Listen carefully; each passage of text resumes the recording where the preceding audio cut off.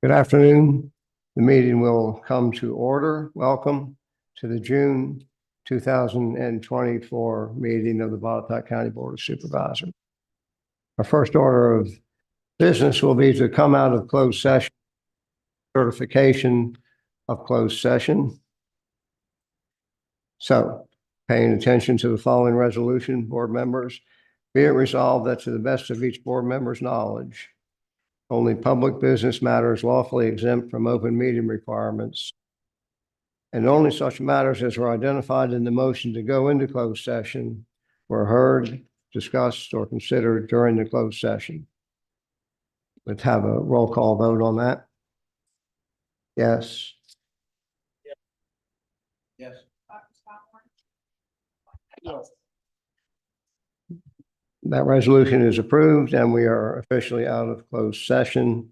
We'll proceed with Supervisor White and the Pledge of Allegiance.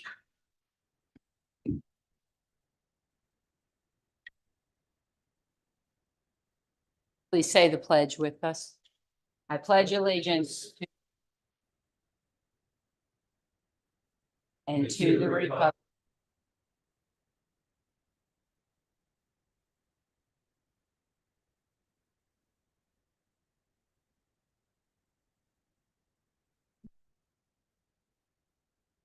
And now I invite everyone to join the board in a brief moment of silence for reflection on whatever issues matter to you now, or perhaps success and progress in today's meeting, perhaps rain, whatever is on your minds is a moment to reflect privately. So join me in a moment of silence.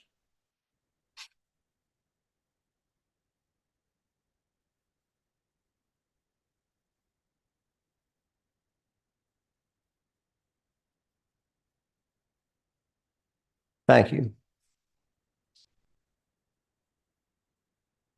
Our next item of business is the citizen comment period. This is for items peculiar to the agenda.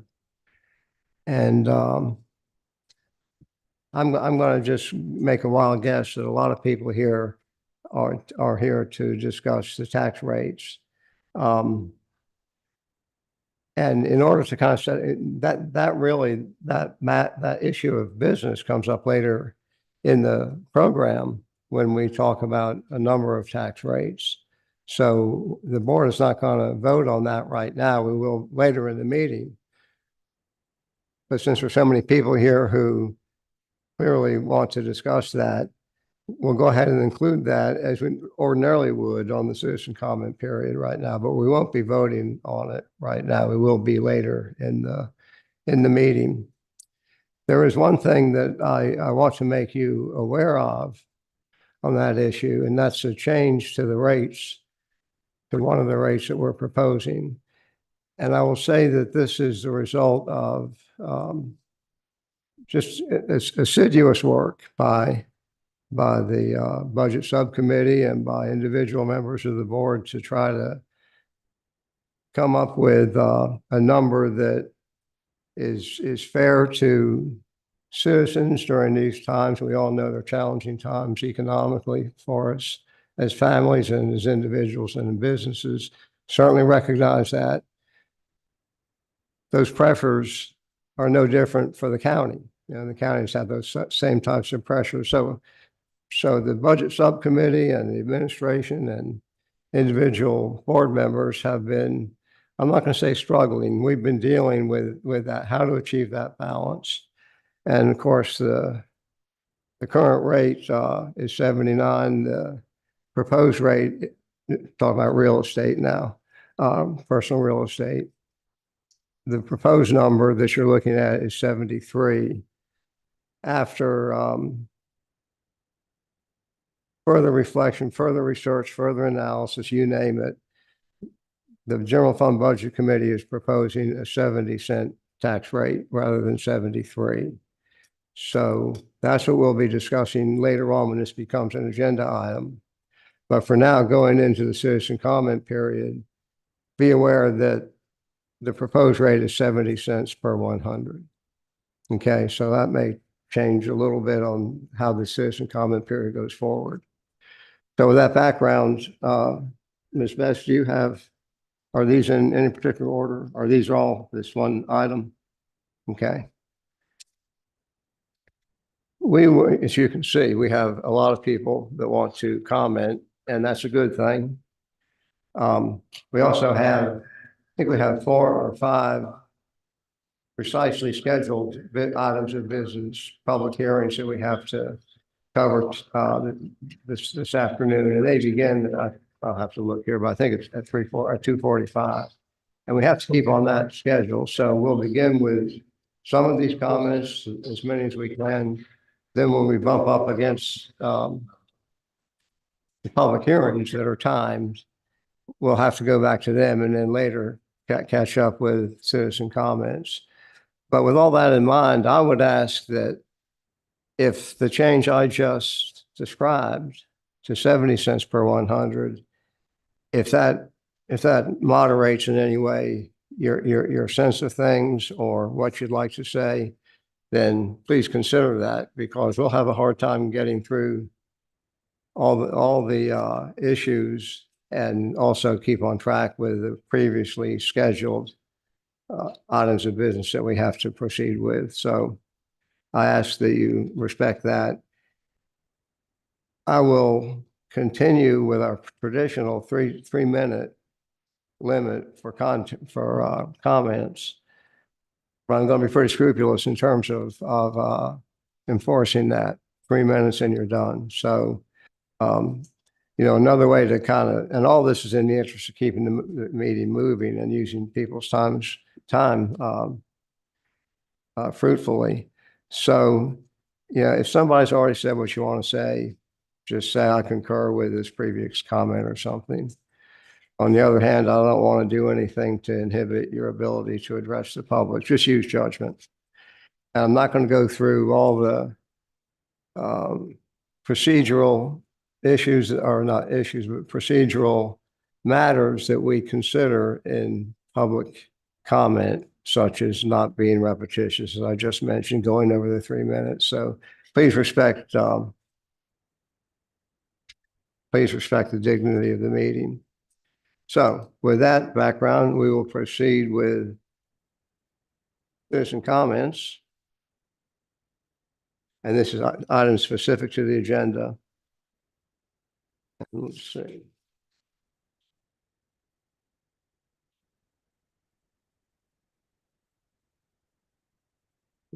This topic is budget, tax rate. So these are all related. First person is Candace Polling. Candace Polling.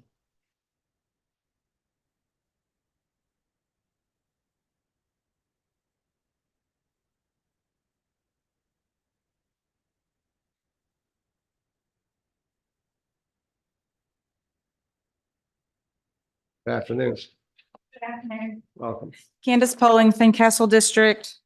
I don't have much to say that's not already been said, but I know people right now who can literally not afford groceries to feed their kids and can't afford utilities, and not a small amount of people. It's no time to be raising our taxes. I appreciate the 70 cents, but that's still going to hurt a lot of people that can't afford it. I respectfully request a freeze in the budget for at least 1 year. At that time, we can reevaluate. But if the people do not want this, we're willing to take cuts wherever they need to be cut. We just kind of want to be left alone. We don't need new things or enhanced things right now. We don't want to lose our property. And unfortunately, if the supervisors aren't listening to us, we're just going to have to vote them out on the next election or recall them. And that's all I have to say. Thank you. Thank you.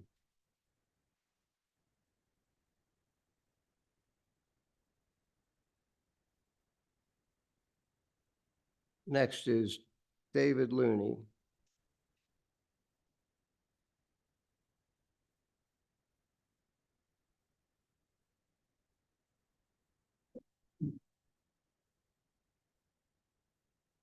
My comment is even at 70 cents per hundred, you're a 26% increase for me for last year. My budget for this year increase is a 2.7. It doesn't work. You're looking at an additional $700 per year on my taxes, plus the personal property and everything else. It's 20, like I said, 26%. At 73, you were going to be 28.7. Now, I don't think it justifies it all for that amount. Thank you, sir.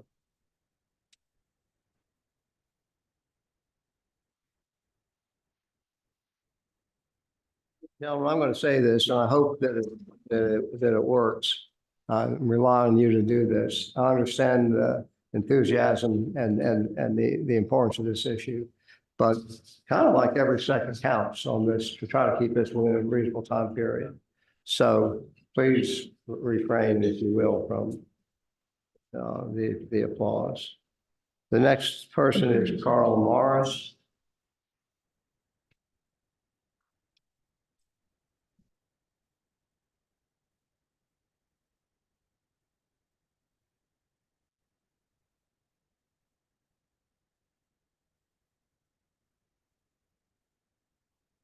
Just want to give you a little history.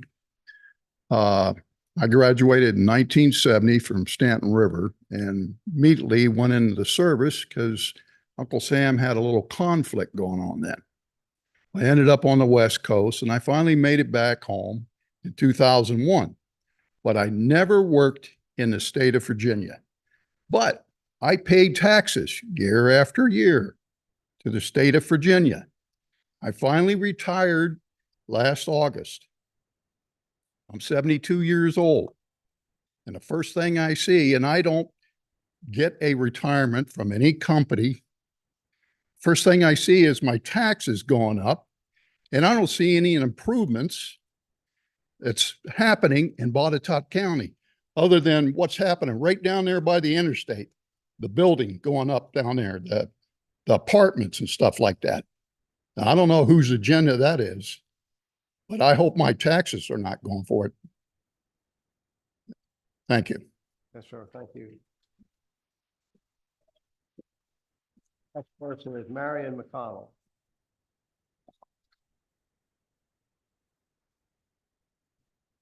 With respect, if I can make a suggestion that to save time, when you name someone, let them know who's the next one up, and that way that person can be ready to speak immediately afterwards. They'll save you a lot of time.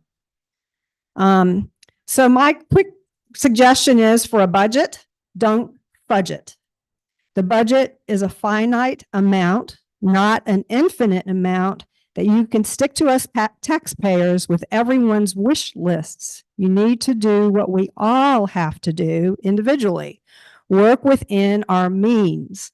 It does mean prioritizing needs like education and safety, but cutting things out that are not truly needed or based on conservative fiscal values until we are within the budget. And I'm sorry, but when the chair says, quote, there's a lot of hidden things that are going on in the county that the county has to respond to, that is a problem, because we need you to be honest and transparent, and we need to know where our money is going. Another issue is fining people, as you propose, for not cutting their grass or for inoperable vehicles is outrageous. There are reasons most people may not be able to cut their grass or fix their vehicles. Probably 99% of the time, they can't afford it. So taxing them is only going to make it worse, and also make it worse on all of us, because you'll have to pay some county workers to monitor and enforce such laws. Taking more money from these people will make it even harder for them to comply. And then who is going to cut that grass or fix and haul away the vehicles? You will not have solved the problem. I do agree, as we talked about a few weeks ago at the high school, that the proposed budget should be scrapped and a new one drawn up that is limited to the finite amount that we will have to work with. Thank you for listening. I'm going to respond to, and ordinarily we don't do this. because it was just lengthening the time of the public hearing of the citizen comment periods. But let me respond to what you said, Ms. McConnell, about what I was quoted on Channel 7 News. So I can help you understand that. Typically, sorry to our media friends over here, but an interview like that is usually 4 or 5 minutes maybe, and then it gets edited. And of course, you don't see what it's going to say, but it gets edited maybe to 2 or 3 minutes. In that case, it was a short interview out here out front with me. The whole interview may have been 2 minutes. It was edited to like 30 seconds. And the comment was completely out of context. And there was nothing nefarious or nothing clandestine about what I said. I certainly wasn't saying we do hidden things. What I was saying is the budget itself is very complex, and you can look at a line item. You don't necessarily know what is published, but you don't see it every day. So you don't know what the line item constitutes. So it's all public knowledge, and there is certainly no intent to say we do things hidden. Because if we did, I certainly would admit it publicly, and we don't. So I understand why that was misunderstood, but there's nothing clandestine going on in the budget, I assure you. Thank you for bringing that one up. Next person is Charles Rule. Mr. Rule.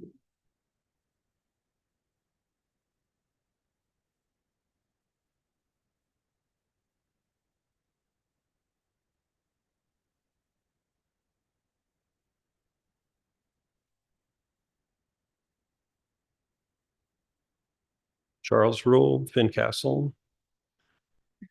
We're here because higher tax revenues are needed to fund a bloated budget. Higher taxes, bloated budget, 2 progressive hallmarks being pursued in spite of strong opposition in the largely conservative county. Why? Is the administration that out of touch? If you think about it, the only logical explanation is you want higher taxes to force long-term residents to leave. Then they can be replaced with wealthier transplants and businesses which are attracted by taxpayer-funded incentives.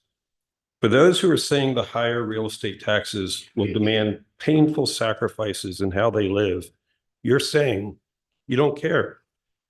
I agree with the others who have said that the proposed budget should be completely redone or spending frozen at the 2024 levels. But it's not likely you'll support that, with the exception of Mr. Michael. So you'll own this, just like you own your resolution in support of obscene books for children in our libraries. We'll make sure voters remember those 2 issues. If you are serious about saving taxpayer money in the budget, here are some suggestions. First, eliminate jobs that are not needed. Last year, the county advertised for a talent development manager position paying up to $84,000 a year. The position needed someone who would, quote, ensure employees increase their levels of engagement and performance, unquote. Isn't that a basic requirement for anyone in the administration who has a direct report? Are the county's managers not able to manage? In fairness, the job description didn't indicate the position required special skills such as, quote, picking, pinching, typing, or otherwise working primarily with fingers rather than with the whole hand, unquote. It begs the question, how many soft skill jobs, excuse me, is the county currently funding? How many of those can be eliminated? Another opportunity would be to eliminate the library director position. Each library has a manager. Those managers can run their respective libraries and be permitted to meet the needs of their respective communities instead of shoving down our throats an LGBTQ plus pedophile plus CRT woke agenda.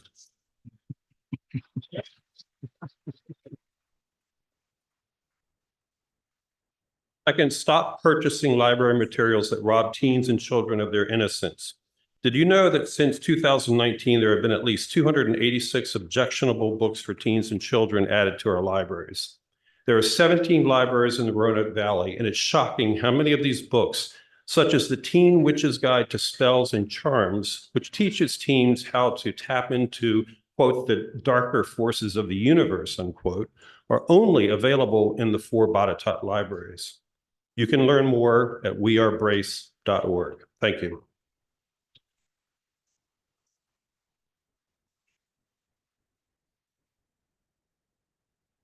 Just as a reminder, this is citizen comment period for agenda items. That agenda item was budget, it wasn't library. So please keep focused on the agenda items in question, and it's the budget. The next speaker is Martha Rogers, Buchanan.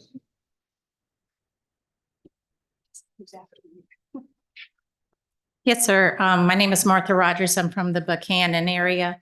I am a wife. I'm a mother to 3. I have 1 son still at James River. My husband and I are retired Navy. My mother was born and raised in this county. If she was alive, she would have been 95 today. But the agenda, I have been to several of these meetings in the last year. I've also been to the school board meetings also, but I'm talking because my one primary job right now, run the Botetourt Food Pantry. I'm one of the co-chairs. That is all my volunteers and myself. They're not paid positions. I have done it for 17 plus years when we took it over from Reedy Wade, and we have seen a tremendous increase in the people coming in the need. We have people that are living in their cars. They park at, I won't name the stores, to sleep in overnight. We have seniors, so we have adjusted the food we give out because they can't use everything that we have, so we adjust to what they're eating, I guess, and help them. I just yesterday delivered to a family that is living in Motel 6. They were evicted because they couldn't afford the rent, a single mother. She doesn't have a vehicle, but she gets rides to her work. She catches whatever she can.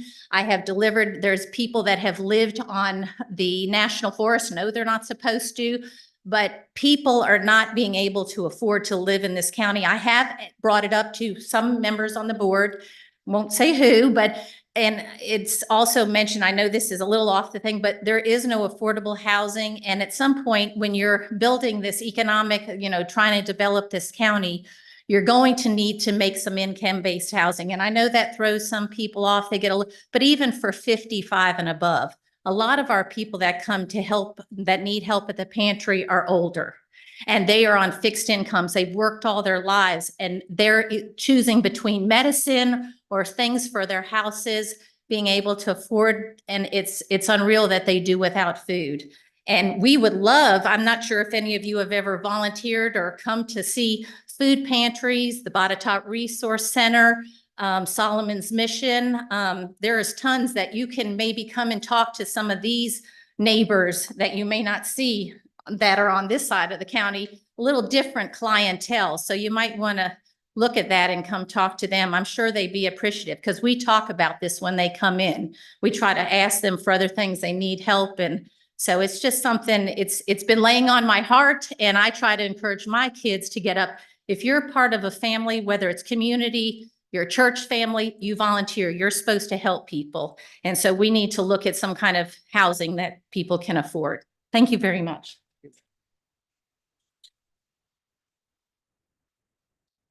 Jason Kraft.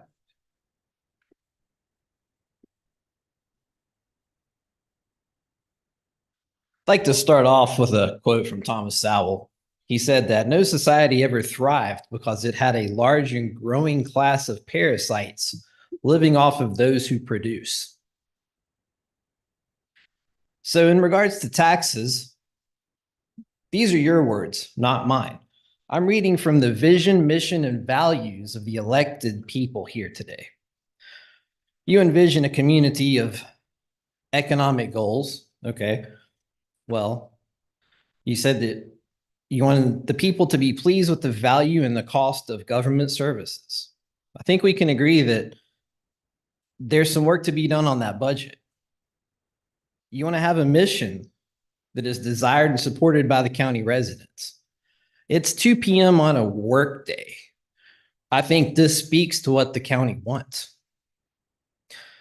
dedicated to values-based principle. If you're supposed to be conservative fiscally, where is that? Integrity for open and honest dealings.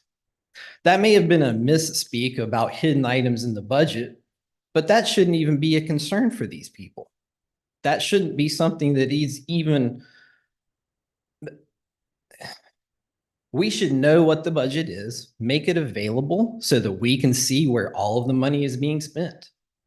Be open and honest. Limited government of equitable and just taxation. Do you really feel like you are being equitable and just with this tax rate? Respect for others and fairness and genuine empathy in dealing with the public at large. You said that you all didn't even struggle with the budget, that it took some work. How many people do you think are struggling? And you're going to tell these people that you didn't struggle? That's a disgrace. Respect for the past and the future, past decisions that preserved a special natural environment. Anybody who's gotten off the interstate and come up 220 knows that it doesn't look like it did 20 or 30 years ago. That's not respect for the natural environment. Accountability by always accepting responsibility for our behaviors, loyalty in word and deed. I know that a lot of your all's minds are made up, but if I have to spend my own money to put your all's pictures on postcards to tell people why they're paying more next year in taxes, that's what I'll do. Don't vote on that budget. There's a lot of other people who are smarter than I am who have given you details that you need to go look at. Thank you.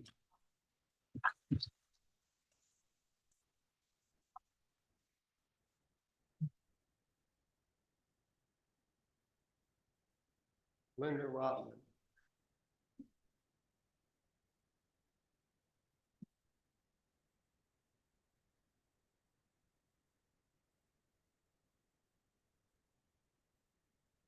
Good afternoon, Linda Rotman from the Buchanan District.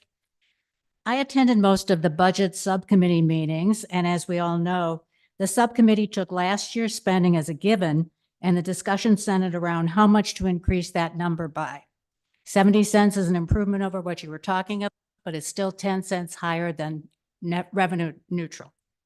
As others have mentioned, the word cut was never mentioned in any of these meetings. The administration proposes the budget, ably defends it, and ultimately gets most of what they want. The citizens are left out of the process because our supervisors, except for Walt Michael, essentially vote for the administration's vision for this county, which has become their vision. And it's a vision that doesn't seem to work. Chasing development for the big score to reduce taxes is clearly not happening. The jobs that our economic development efforts have produced are mainly low paying. Traffic is a mess. The courthouse project is a mess. We have no idea what the $4 million plus spent on economic development this past year is going to yield us in terms of revenue, if anything. What we can see happening is high density housing, which increases costs, and a lot of gas stations. So economic development is a big place to cut. The school budget contains a line item for $3.4 million to be held for future years. That $3.4 million, which is not for current spending, should be cut and needs assessed year by year, especially since we have a declining school population. That's something that could be cut with future needs to be evaluated in the future. When I met with John Russ earlier this year, about $1.6 million was left unspent from a $1.8 million state construction grant and was transferred to the capital fund. It appears to be the same $1.6 million set forth in the school budget. Despite the ambitious capital improvement plan now being proposed by the schools, almost none of that construction grant money was spent on affecting a portion of those capital improvements. So there's $1.6 million that schools have demonstrated by their actions is unneeded. So that could be cut. So that's $5 million at a glance that could be cut for starters. We've totally lost control of spending at the federal level because we elect people who go to Washington and betray the interests of the people who voted for them. You'd think at a local level we could do better, that our elected officials would actually represent us, but it's not so. It's the administration's budget driven by the administration's vision for the county and for an ever-growing bureaucracy. And I don't think people are going to stand for it any longer.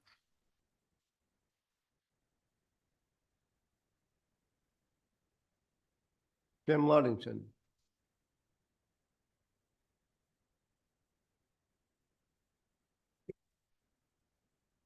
Well, I'm sorry, that's very loud. Jim Ludington from Amsterdam District. A lot of people have already said, made some of the points that I wanted to make. So I'll just kind of cut to the chase, and I'll agree with some of the people that have already spoken, that I will make the bold prediction that some of you will not be on this board after the 2025 elections. And that's not a threat, it's simply a decision that many of the people in this room today have made after trying to communicate with you folks for the past few months. We're going to elect people who listen to the people, who care about citizens' concerns and respond to their concerns. People who can look at the economy and see the high cost of food, gas, insurance, housing, and everything else. And then think maybe we should put our plans to turn Daleville into Manhattan on hold for a little while. We want supervisors who will listen when we explain how difficult it's going to be to pay those higher property taxes. And by the way, for that extra 3 cents by dropping it to 70 cents, that's very much appreciated. But as somebody pointed out, that's still 10 cents away from being revenue neutral. You can still take in the same amount of money you took in last year by dropping it another 10 cents to 60 or even 59 cents would be nice. But I believe that's not going to happen. So we want supervisors who will budget responsibly, not wasting our tax dollars on, well, whatever it is you people spend money on, which most of us don't understand. We do know that you're spending too much of it, and that's going to stop. So we are anxiously awaiting your decision today. And again, I want to say this. I've met with some of you on the board. I'm not, I don't hate anybody or dislike anybody, really. I appreciate you folks, but you do have to understand where the people are coming from. You were elected to represent us, not whatever forces it is that you're representing. And there are several people, and I want you to notice too that things are changing in this county. We are starting to win elections, we the people, instead of the powers that be.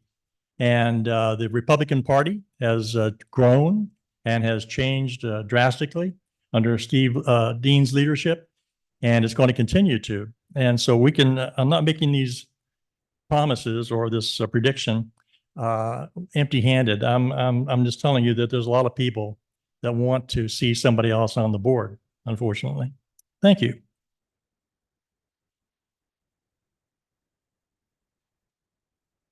Martell.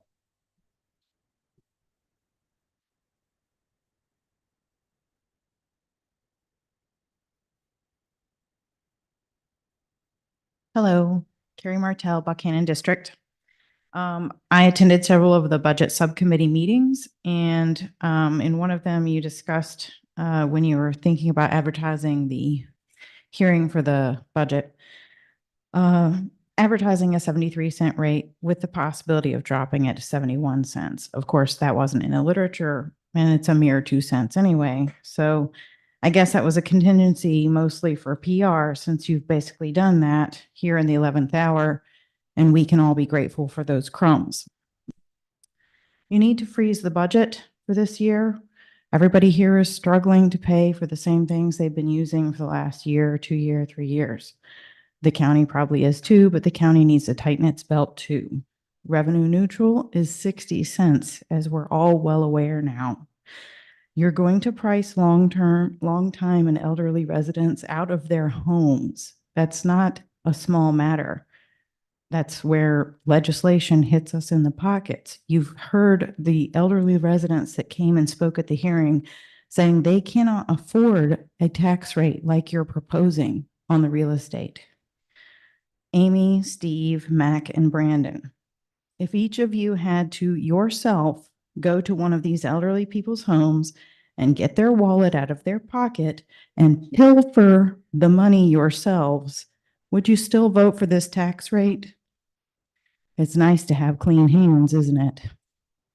You can vote for a real estate tax rate that's revenue neutral and freeze or make the needed cuts to support that, or you can watch us recall you. You see the attendance here? We're ready to do it. You ran as Republicans. The county Republicans are ready to hold your feet to the fire, so you govern as Republicans, or we can take that R away.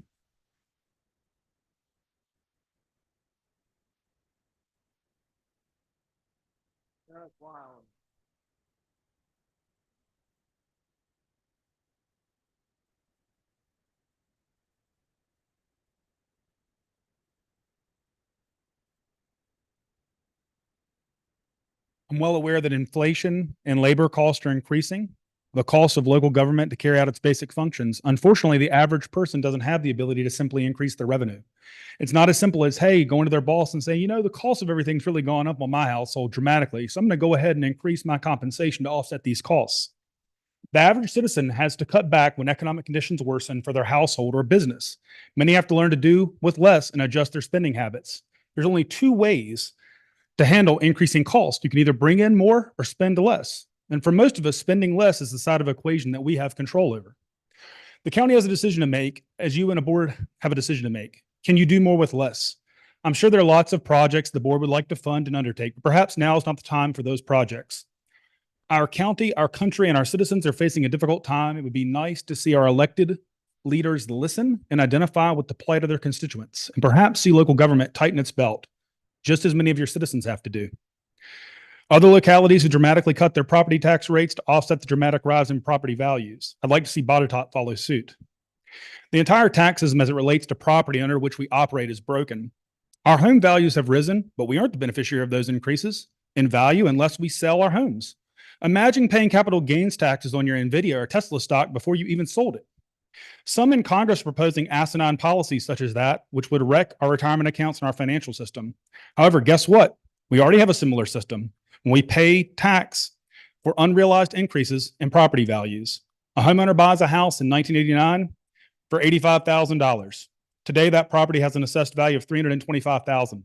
Explain to me again where this extra money has been deposited into that homeowner's pocket unless he or she sells that home. Lastly, as it relates to code enforcement, I think the idea of charging people $50 a day for not cutting their grass or $200 a day for an inoperable vehicle at this point in time is just another example of a tax. These fines will obviously burden those who can least afford it. The reality is it will affect people that are disabled, elderly, and economically disadvantaged. I live in Ashley Plantation. I can afford to have my grass cut. I can afford to have my cars in good working order. I've been blessed in that regard. Not everybody has that. I'm from Buchanan. My wife was born and raised in Eagle Rock. We're people that grew up and understand what our parents and our grandparents faced. We aren't all so blessed to have that benefit. And as someone said earlier, you think the people that aren't cutting their grass or aren't moving their inoperable vehicle, which by the way, anybody that doesn't understand inoperable vehicle, that could be you don't have a sticker on your vehicle, an inspection sticker. You don't have a license plate that's active. That's what they mean by inoperable.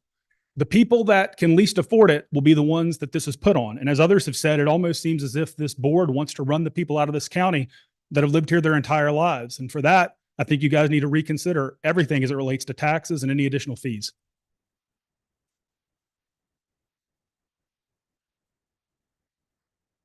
Oh, Larry Chola. That's the last one. Then we'll proceed to some of the scheduled items. Get back to this later.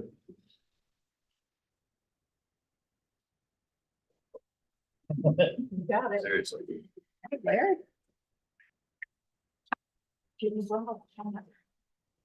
Larry Chola, Fincastle District.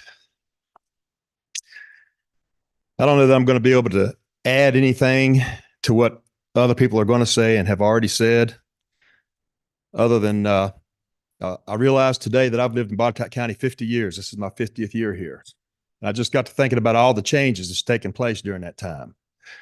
And it's just been in the last few years, which just seems like it's really it's picked up a lot of steam, let's put it that way. I also am here as far as I'm remembering how in the past I've been to other meetings just like this, almost same turnout, same topics, same problems, same issues. Some people, same board members. And I also want people to realize this is only half of our county's government right here. The other half is the school board. We need to show up there as much as we show up here. And then the only way I see anything changing in this county, if people won't change. And I'm not so certain people do, because it doesn't seem like it, because we keep electing the same people over and over and over and keep getting the same thing over and over and over. We keep getting the same thing from the same administrations. It doesn't matter which administration it is, we still keep getting the same thing. So my feeling is that I want to just kind of say to everybody here, if you want to see this place change and you want to preserve it, then you not only need to show up at this meeting, but you need to show up at the school board meeting, and you need to get new people in every position in this county, from appointed positions all the way up to elected, if you want to see change. And until that happens, I think we're just going to be here next year doing this same thing again, complaining about the same topics in the same ways, probably to the same people.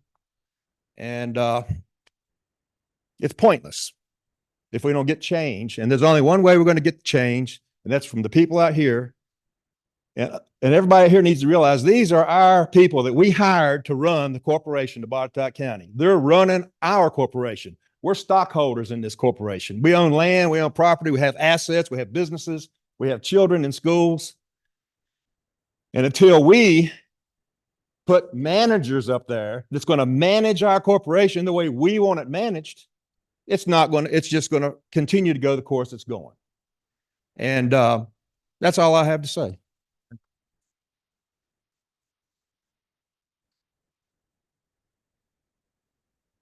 We're going to move on to item number 8. This is a public hearing, consideration of an amendment to the FY 2023-24 Botetourt County budget relating to the School Capital Reserve Fund Division, Capital Reserve Replacement Funds. And Mr. Zarilla, sir. Good afternoon, Mr. Chairman, members of the board, and all in attendance. This request to amend the FY 24 budget exceeds 1% of the original FY 24 budget, and therefore, according to the State Code of Virginia, a public hearing must be held on this item. This public hearing was duly advertised in the Fincastle Herald on June 12th. Subject matter of this agenda item originated in last year's budget regarding funding for school capital improvements. A resolution was adopted by the Botetourt County Board of Supervisors on May 15th, 2023, authorizing a conditional transfer of $1.3 million of county funds when the School Capital Reserve Fund balance fell below $300,000.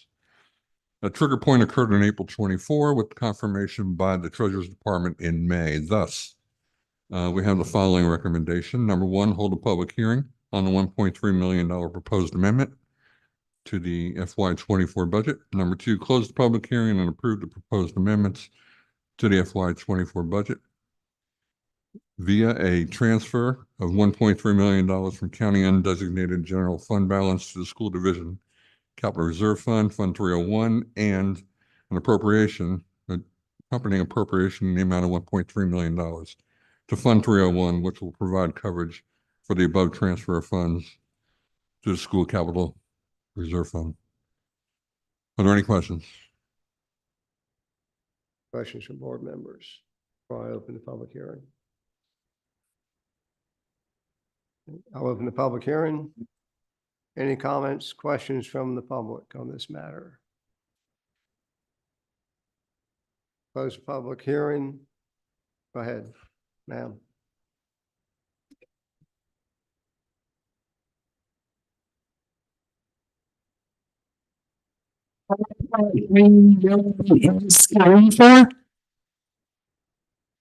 Try that again. I couldn't hear the first part.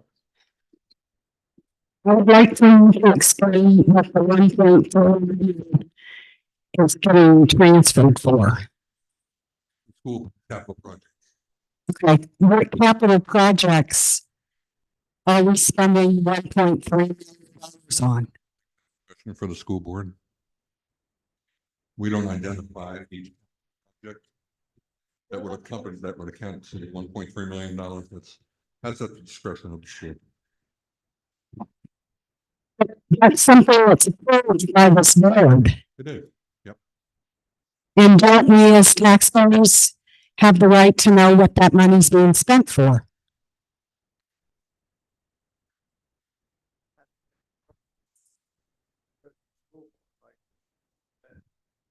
That policy, way to use funds for capital needs. How they use it is up to them. Well, maybe our board needs to think about changing the way we hand money over to the schools.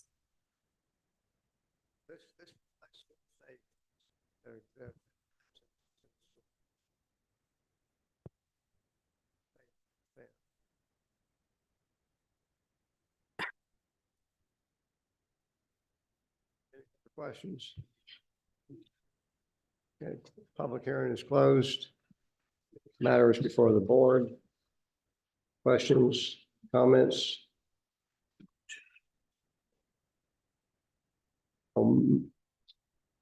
Any motion? I'll entertain a motion. I'll move for approval. Been moved and seconded. Any further discussion? All in favor indicate by saying aye. Aye. Anyone opposed?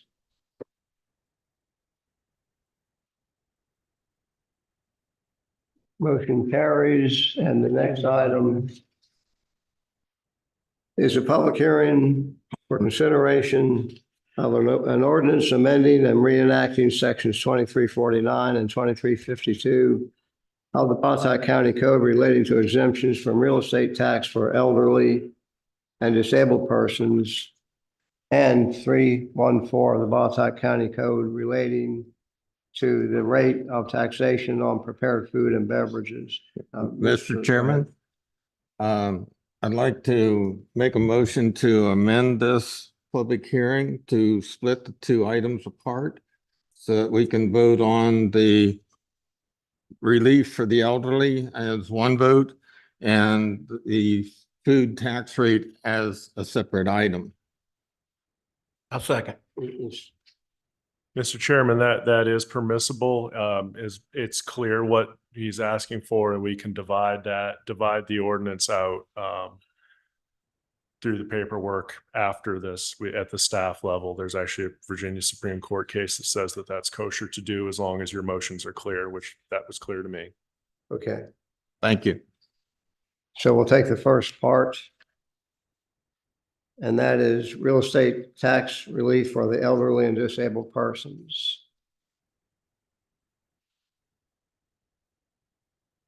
Do you have, is your computer on? I didn't turn it Yeah. on.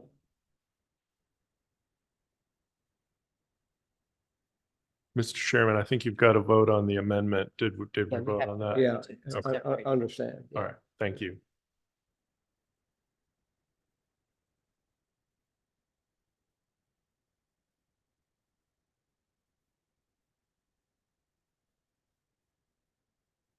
Okay.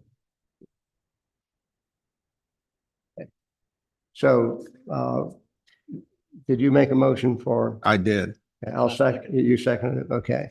All in favor of splitting these two issues up into two different public hearings? Indicate by saying aye. Aye. Any opposed? Okay, so we'll do the elderly and disabled tax rate first. Mr. Chairman, I could set this up if you like. Okay,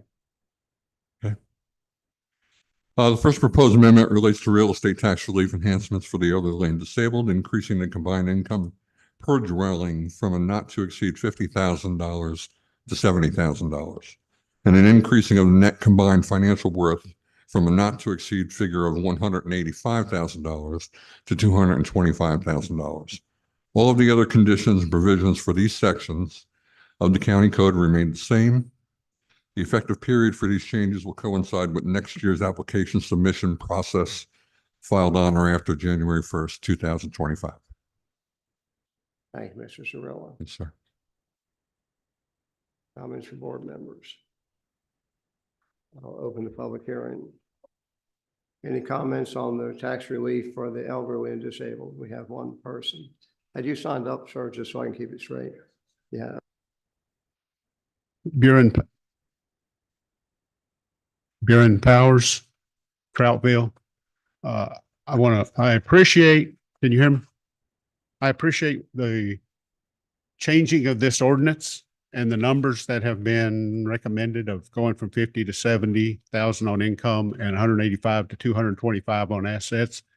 However, there's a table of 4 tiers of income, and there's only been one number changed in that table. I don't think that's going to have the desired effect of giving effective relief to the elderly unless that entire table is scaled appropriately from the roughly percentage from the 50 to the 70. If everything else stays the same, there's not going to be a lot of relief to a lot of people. And also there's a cap maximum benefit of $1,000 relief that also has not been changed from several years ago. So it's really limiting the effectiveness of these changes that you're proposing. Thank you. Thank you. Any other public comments?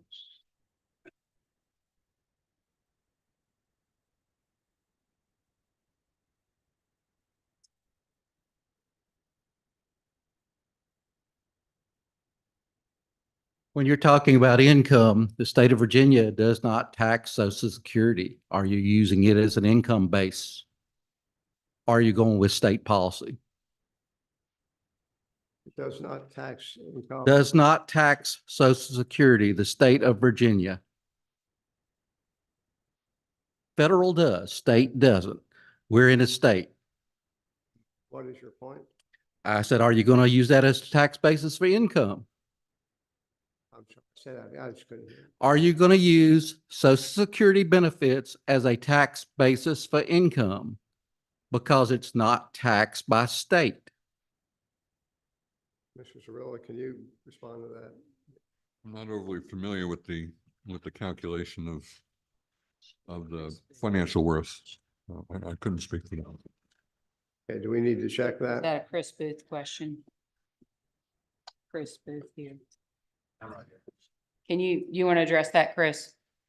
Yeah, so the way the program works is total household income. It's not taxable income or separated, it's total income. Okay. And the net worth is the net worth excluding the value of the home and up to 2 acres of land. Okay. Thank you. There was another comment. If I might add, Mr. Chairman. Go ahead.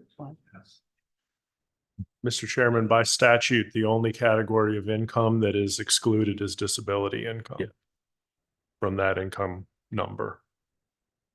If you turn 65, your disability becomes regular Social Security. So that's where that happens. Yes, sir.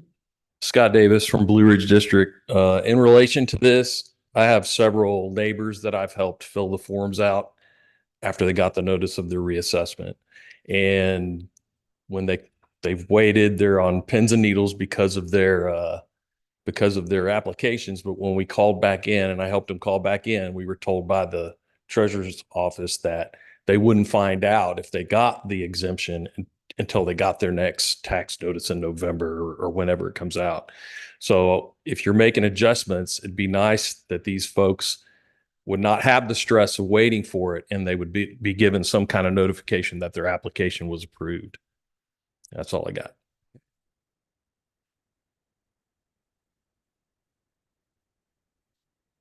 Tony, is that something that we can address? Well, the recommendation and the way that the ordinance is set up, as I had mentioned, It'll be effective with the next tax year's application. So whatever they filed this year, it wouldn't impact that. It would file the next tax year. It would take into consideration the next tax year because the process had already begun. The forms have been submitted and they are where they are at this point in time. We were looking to address it with the next available tax year. Okay. Just to add to that, if we need to know how much tax liability from that.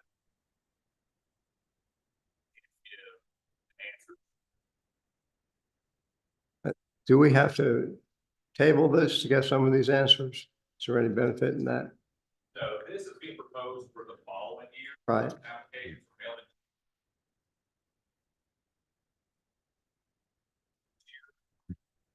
But that question, we really can't answer because we don't know how much tax the person owed, and so we can have a tax rate. Yeah. We'll be able to start assessing those completely After today.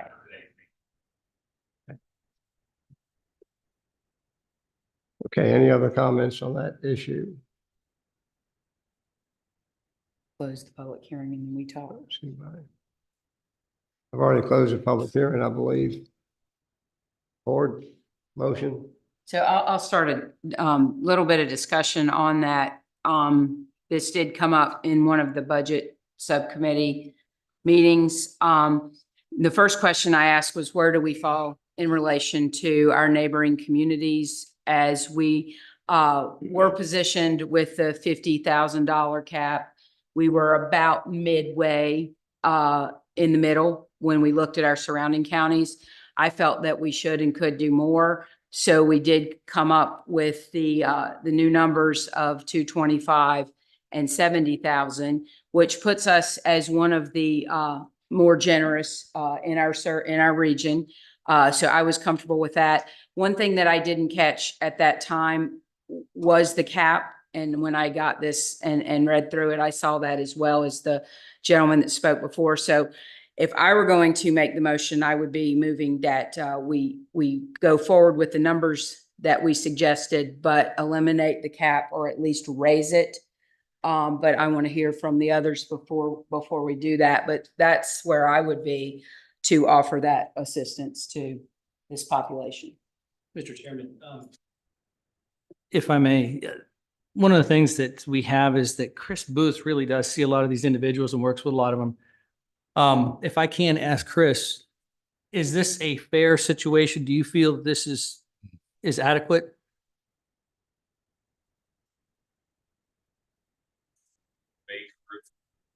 Those who are living just on Social Security and are on the extreme of the state. A lot of those are not as many on the upper income scale of that. For people who are struggling to choose between taxes or buying food or medicine. I think on that end, it does well with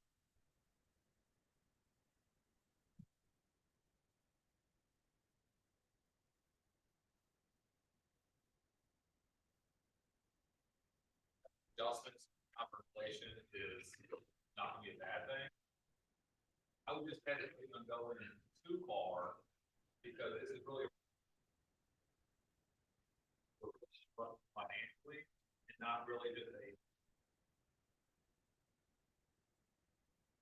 So do you feel that what is proposed is appropriate and will offer some relief to the correct population?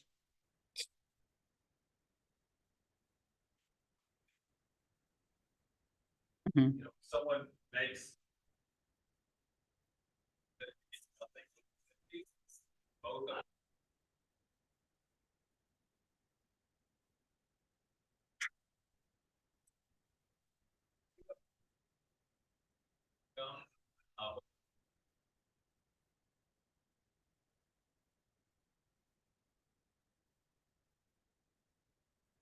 there's gonna be some that are gonna be staged out over time. So raising that cap some is gonna help keep someone from going from 40% by keeping in a range that could help with. So do you want to keep the cap? Let's hear. I have another question for Chris. Talking about raising the cap, the 1,500, do you think that'll bring in a lot of people or a few people?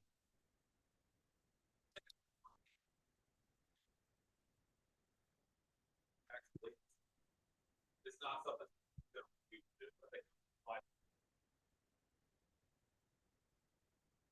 I think those.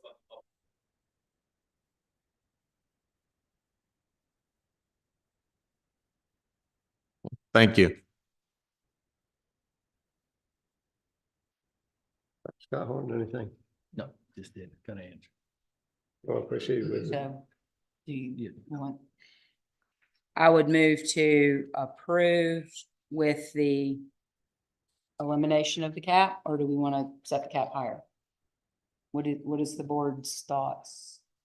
I'd like to see it go up a little. 1250, 15. 500? Sounds like a good number. And do that. Because I think that would. Inflation wise. Yeah. Exactly. Yeah. So I move to accept this with the amendment that the cap would be not to exceed $2,500. Second. You've heard Supervisor White's motion. Do I hear a second? Second. Second. Further discussion? All in favor indicate by saying aye. Aye. All opposed? Okay, that carries.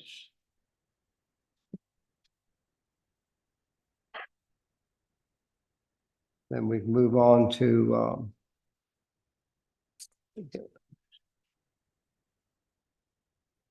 and beverage.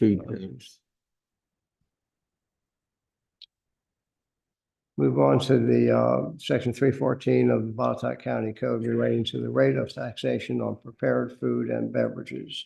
Mr. Chairman, if I may, the second proposed amendment involves the increasing of the levied tax on prepared food and beverages from 4% to 6%, which is the current maximum rate allowed. The effective date of this change will be October 1st, 2024, so as to provide adequate time for the transition process to take place. The impacted section of the county code, as just mentioned, is 23-314. Questions from board members?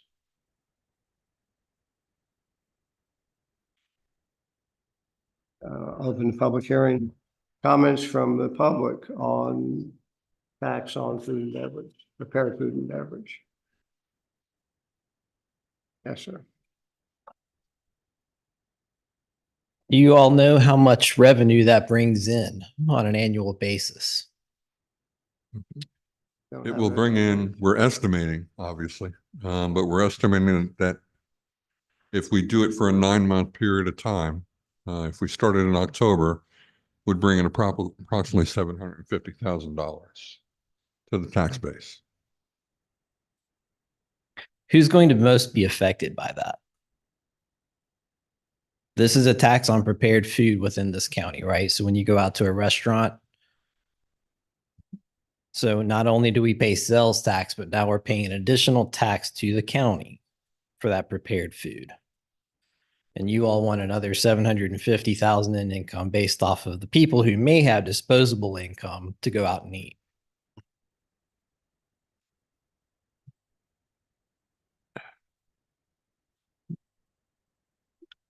What's your annual budget?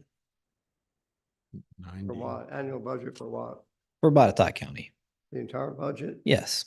Now, we're not going to get into a detailed discussion like that. Well, it's a simple question. Do you know what the annual budget is? $122 million. And you want to increase $750,000 just on a food tax. Okay. I emailed you all previously. I only got a couple responses, but I'd like to remind you all that the Boston Tea Party wasn't about tea.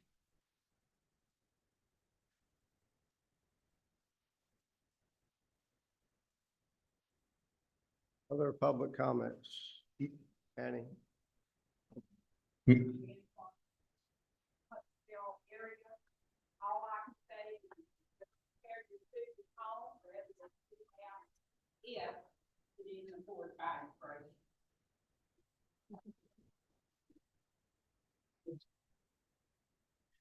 My name's Danny Goad. I reside in Cloverdale. This makes me think of what happened when the coronavirus came out. I frequented Greenwood Restaurant a lot and saw a change of ownership and understood the struggles that they went through during the time of the coronavirus, having shortages of food, facing increased costs, and know that they just almost went out of business. And it's not so much the fact that Greenwood Restaurant will have to pay this tax out of what they make. It's the fact that the people going there and frequenting that restaurant, they will have to pay more because of this tax. I overheard a couple gentlemen earlier today and sounded like, and pardon me overhearing the conversation, but sounded like they met at the tap house. And sounded like it had been a while since both of them had been there. I didn't ask them why they hadn't been there. Maybe their health's been bad, but maybe they just can't afford to go to the tap house as often as they used to be able to. And so instead of enjoying a little bit of time with their friends, they have to find alternative means. These taxes are burdensome on the people. And they hurt people who employ others. They hurt people in having relations even with other people. It's a sad day with inflation and looking at how much more people are paying. And then our government, who is elected to represent us, is making it so much harder and tougher on the people. These taxes hurt people. Thank you.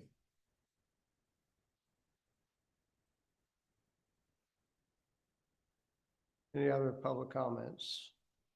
Sure. Yes, ma'am.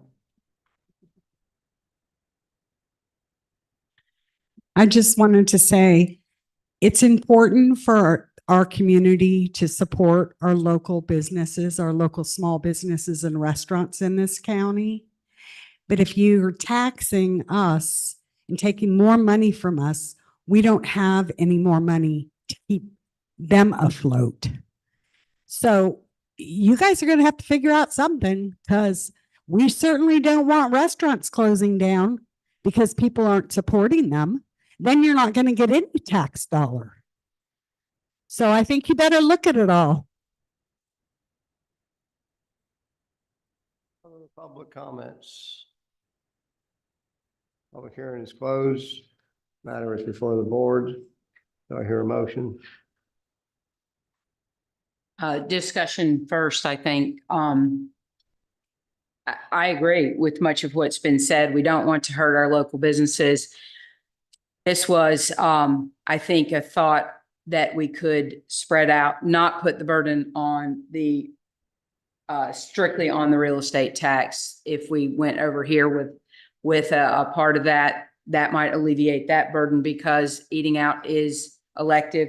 There is also an opportunity for people that don't live in the county to contribute to the tax base through this tax. I'm not thrilled about it either. I agree with much of what you've said, but I think that's kind of the thinking behind this proposed increase, is that it is elective.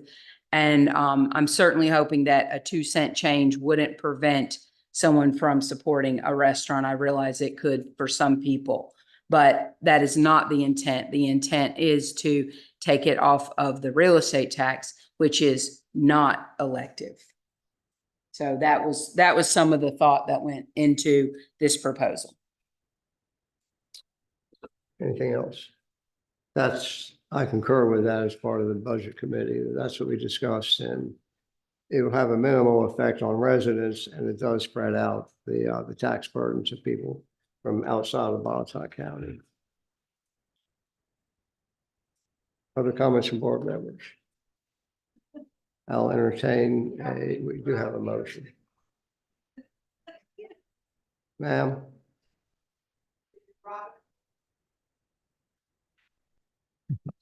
Did we have a second? Yeah, second. We did have a second. Yeah. Any further discussion? All in favor of proceeding with the meals tax, please say aye. Aye. All opposed? Motion carries. And we now have a public hearing. This is item number 10 at 3:15. Consideration of amendments to Botetourt County Code Chapter 10, Erosion and Sediment Control, Stormwater Management.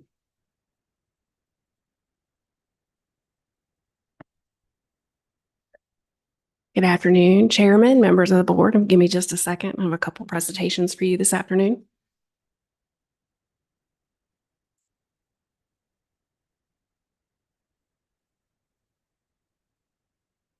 Thank you. Bringing this request to you today with a little bit of a timeline. In 2016, the General Assembly did direct DEQ to consolidate regulations. This graphic that I'm showing you is the amount of regulations that DEQ has required localities to enforce, and the intent over the course of the past 8 years were to reduce the regulations and to make some combinations between erosion and sediment control and stormwater management administration. Those changes are effective July 1 in 2024. As a result, we are required to update the code to conform with the state regulations.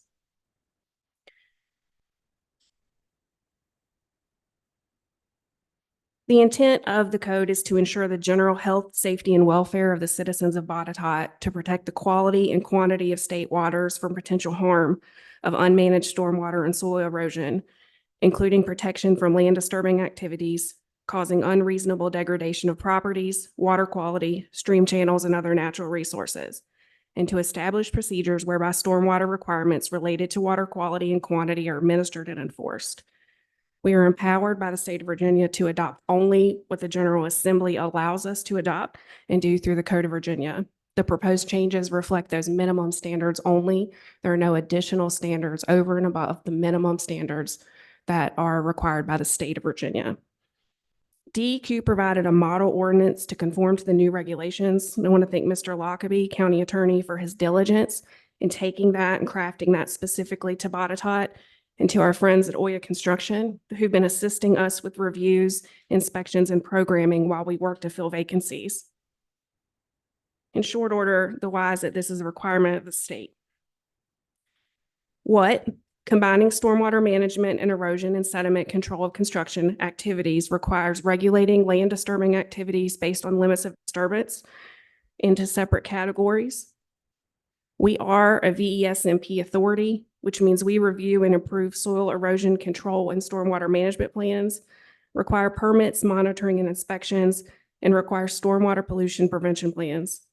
We're also required to ensure long-term maintenance of permanent stormwater facilities and provide for an adequate enforcement and appeals procedure. In your package, you have the updated ordinance that is repealing Chapter 10 and adding new Chapter 10 to the ordinance, and I will be happy to take any questions at this time that you all may have. I thank you for your time.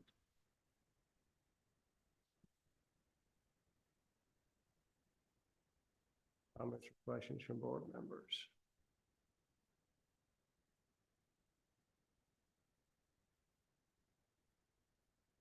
Thanks. Welcome. I'll open the public hearing. Any comments or questions from the public on the stormwater? Yes, sir. I have a set of pictures here that I would love to pass around and talk about It happens 12 times a year in front of my house, up to the bunker of a pickup truck. It's been nothing done, and I've complained about it for 38 years. And I have a video on my phone. Where do you live? Blue Ridge. Blue Ridge. And I would love to hand you the picture. Have you had a chance to see it?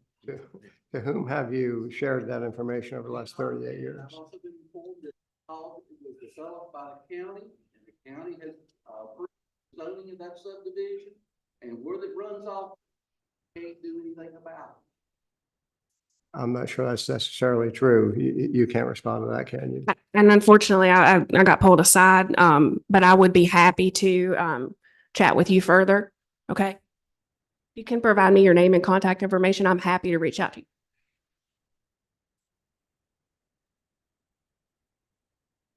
You don't have to give it to me right now. I will. So you can write it down. I'll take it and I'll be in touch, sir. That's sometimes nobody did. I figured I would have been out there. Other comments from the public? Close the public hearing. And the issue lies before us to proceed with these amendments to the regulations. Do you have anything further to say? Ms. Pendleton, you've completed what you wanted to say. Yes, sir.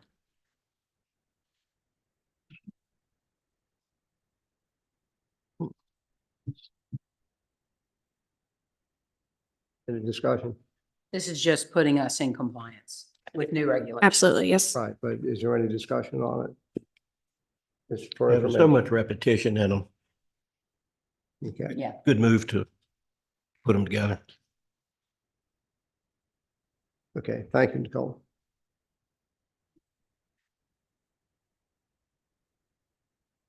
We need a movement, motion. I move to approve. Second. And moved for approval. Any further discussion?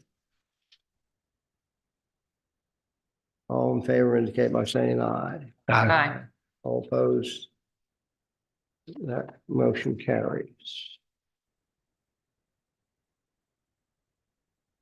Next, we'll go up to the consent agenda very quickly. Have the board members had a chance to look at the consent agenda? Yes. Any comments? I'll entertain a motion. I'll move to approve. Second. Been moved and seconded. All in favor of approving the consent agenda, say aye. Aye. That carries. Next, we'll go to numbers 4 and 5, approval of transfers and additional appropriations, and then approval of accounts payable. Mr. Zarilla. Thank you, Mr. Chairman. For the month of June, there are 2 transfer requests, with both being a recurring quarterly transfers. With respect to appropriations, there are 6 pass-through items and 10 regular appropriations being requested. Pass-through items 1 through 6 represent refunds, state grant funds, expenditure reimbursements, miscellaneous receipts, and grant funds. As for regular appropriations, items 6 to 15, they are primarily the result of forecasting FY24 year-end accrued expenditures on a department-by-department review. Most of the appropriations were made necessary as a result of cost overages due to inflationary pricing and unanticipated additional costs not foreseen at the time of development of the FY24 budget. Item number 16 represents an economic incentive payment to Eldor Corporation, which is included in this month's accounts payable disbursements. Respectfully requested that these transfers and appropriations be approved by the board. Are there any questions? Any questions? No. There are none. I'll entertain a motion. Second. All in favor indicate by saying aye. Aye. Transfers and additional appropriations are passed. Next is accounts payable and approval, ratification of the short accounts payable list. Thank you, Mr. Chairman. Total expenditures being requested for approval for June from the general fund, including debt service and all other funds, is combined $1,551,848.06. Payable disbursements of note are as follows. Under technology services, $42,251 paid to Thundercat Technology for annual Okta electronic security products and related package, And under CIP, Utility Vehicle Replacement Plan, 64,462 paid to Penn Care for 2024 Fast Lane EMS Command Vehicle. Are there any questions or comments related to the requested accounts payable expenditures for the month of June? I'll move for approval. Second. Any discussion? All in favor, say aye. Aye. All opposed? That is passed. Thank you, Mr. Cirillo. Thank you, Mr. Chairman.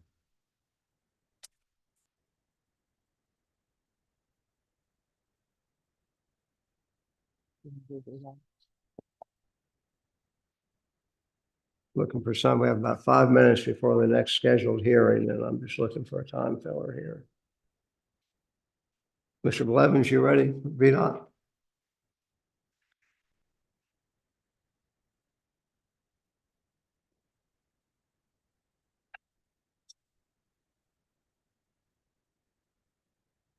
Afternoon. Good afternoon. Thank you for having me.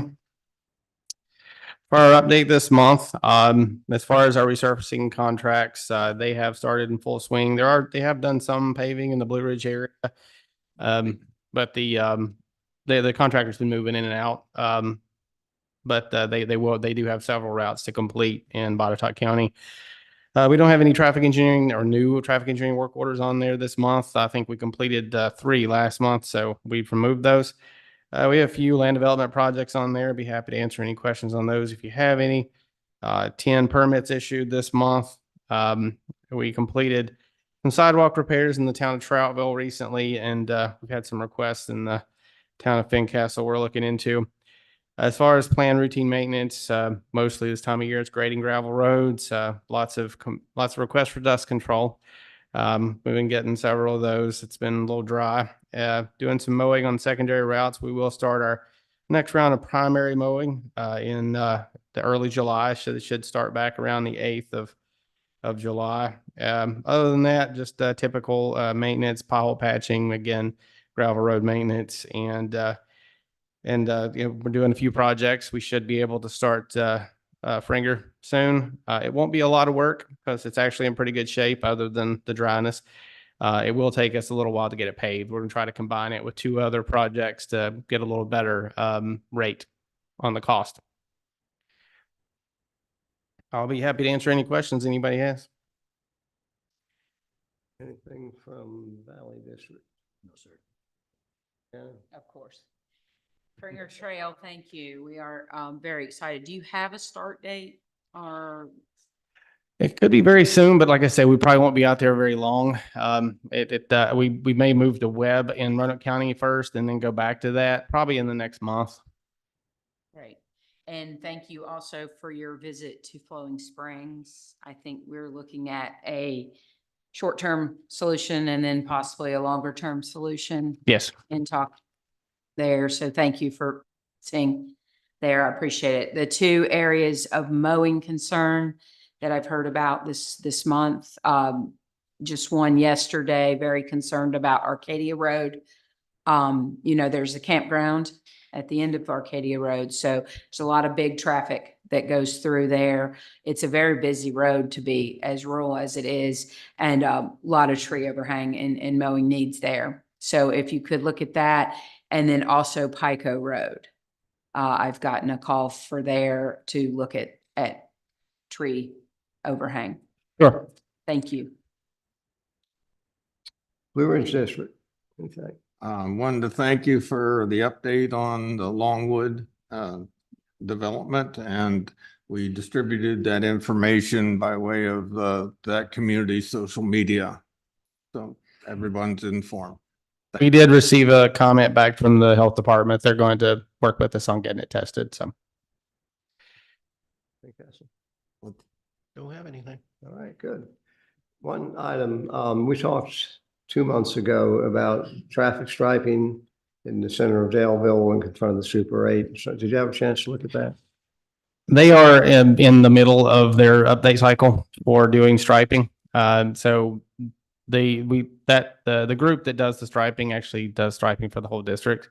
So they're kind of doing their cycle, and I can get an update as to where they are, but I know that there's some plans to do some work in Botetourt. I just don't have a good date for you yet, which is the reason why I haven't sent you an update. It depends on time. Plus, I think one of their paint trucks broke down, so they're kind of working with one right now. So, Anything else, Mr. Blevins? Thank you, sir. thank you. Thank you. 3:30, we have a public hearing. And this is a public hearing for consideration of amendments to the Botetourt County Code, Chapter 20, Solid Waste, Article 4, Litter Control. Ms. Pendleton. Thank you, sir. Chairman, members of the board again. As you all may recall, last month you authorized staff to entertain an amendment to this section of the ordinance in order to allow the Community Development Office to continue to enforce the weeds and grass section of that particular section of the code. A little bit of update. So the section of the code that we're talking about was enacted in 87, updated in 88. So it has been around for quite some time.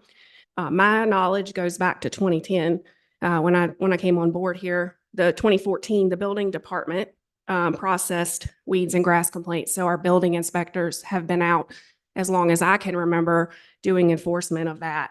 In about 2016, we did create a zoning code enforcement officer. And then sometime during that period, the shift of the administration of the weeds and grass moved from the building department folks who are incredibly busy to the zoning enforcement officer. In 2023, a legal review of code and as a result of increased partnerships with the sheriff's office resulted in us recognizing that the community development office, or really no one at the county other than the sheriff's office, had the ability to enforce the weeds and grass section of the county code. So therefore, we proposed the following amendments in order to continue to do what it is that we've been doing for as long as we can recall. Just another part-time information to note that our code enforcement position has been reduced to part-time. We're currently recruiting for that position. So we are making some changes in the department and some reductions.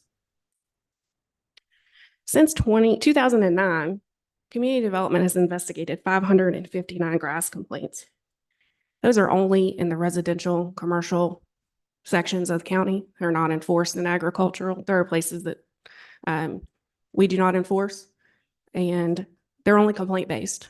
There's no proactive enforcement that takes place in terms of any of this. In that period of time, I did a check recently. Some of those properties have as many as 11 complaints, repeated complaints that take months to resolve.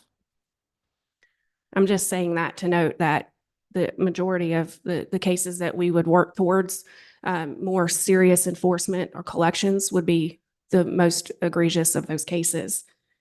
Of all the hundreds of zoning cases and weeds and grass cases that we have done since I've been here, we have only taken one property owner to court. There's only been one. Everything has been settled or resolved, much to the good work of the employees who are working to get to a resolution and helping folks to come into compliance. Community Development has partnered with the Sheriff's Office on inoperative vehicles. We do not currently do any inoperative vehicle enforcement until there is a threshold reached of 5. When there are 5 inoperable vehicles on a piece of property and we receive a complaint about it, then the zoning office gets involved. To this date, there are times when we have gone out on complaints for a dump heap, high weeds and grass, animals, all kinds of different zoning violations, use violations, and we see one inoperative vehicle. Right now, the process is that we send that to the sheriff's office. The sheriff sends a deputy out, then they go through the enforcement process.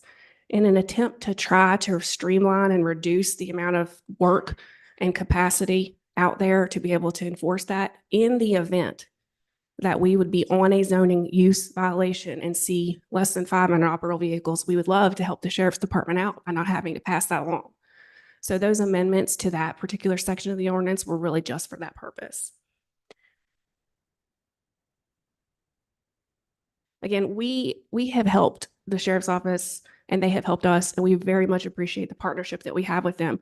We have not had any lead enforcement authority on litter or any of the other sections of the ordinance other than weeds and grass, even though we were not expressly authorized to do that.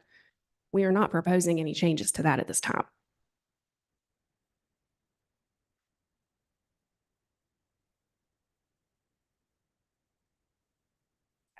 Just have one more slide if I can get to it. Okay, so I know that you all have heard several things, and I just wanted to reinforce what is not changing. The process is not changing. It remains complaint-based. The lead enforcement agencies on these complaints in Chapter 20 will remain consistent. There's no new position being added. In fact, we've reduced a full-time position to part-time. There are no new additional zoning districts added in which we are adding enforcement. We are enabled by state code to enforce inoperative vehicles only in certain zoning districts. That was a change made at the recommendation of the county attorney to align with what the state code allows us to do. What are we doing? We are proposing consolidating enforcement from 2 departments to 1 where it's feasible to do that. Keeping citizens out of court by standardizing the administrative process for certain violations. What you see in terms of citations and being able to work through that mirrors what's existing in the zoning ordinance today. It's an avenue that we already have available to us. We do not utilize it. But in the event that we have a situation where we have an egregious offender and we're not able to make headways through our normal enforcement channels, this provides us with an opportunity to pursue another angle to hopefully to get to compliance. And that's all that the code enforcement officer is ever geared to do, is to work towards compliance. So with that, I'll conclude my presentation and I'm happy to take any questions. Thank you. Tell us again what generated this. A legal review. We're working through the ordinance and the reason that we created that the enforcement agent was the county administrator or his designee rather than our department is that the word community development could change, department names change, staffing changes. We didn't want to assign something that could potentially be changed arbitrarily in the future. So we thought that this mirrors actually other localities. They have an enforcement agent, which is designated by the county administrator. So that's where the terminology came from. So Nicole, I'm going to ask, and I don't want to mess up any legal proceedings here, but I've gotten a lot of questions about this. And because this is also at budget time, I feel like I have not been able to respond to citizens correctly and appropriately. Is this something that we could proceed with the public hearing, hear the comments of folks today, but then could we table this and vote next month on this, or would time preclude that? It is 100% up to the pleasure of the board what they'd like to do. The only thing that I would bring up is that it is high weeds and grass season, and we do have people who call us repeatedly, and it does take a long time to get through those complaints. The only reason that we put it on this agenda was because of the season. Understood.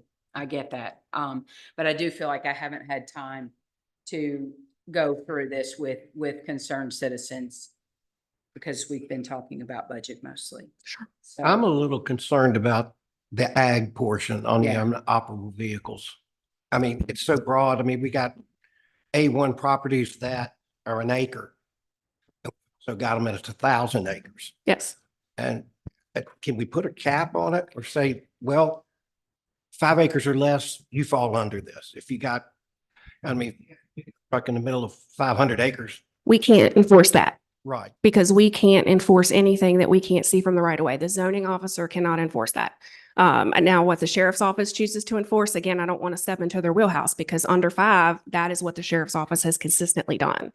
The change here is only to allow in the event that there are multiple violations on site that the zoning office could then take into account the opportunity to do that. But there would have to be a complaint and it would have to be visible from the right of way.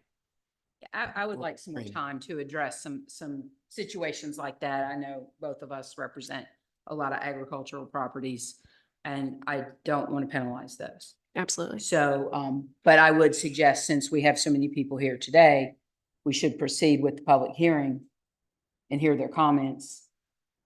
And then I would propose that I will make a motion to table this until next month so that we can have those conversations. If we do that, it would be a public hearing next month too, wouldn't it? You only need to have a public hearing once on an ordinance, and as long as you make amendments that are, the code says, I think, appropriate.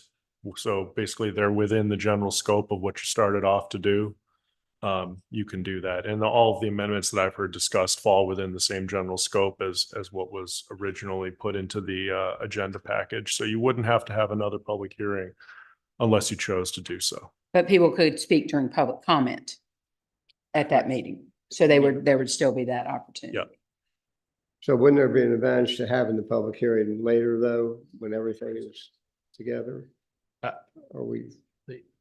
I don't know if because people saw it already advertised and may have come here specifically to speak to this item, it might not be worth. Yeah. I think we should have it today. Okay. All right, go ahead. To piggyback on Amy's, how should I say it? The public has only had about 4 days to try and digest this. And I've gotten quite a few emails, and I've had 2 meetings with voters since then.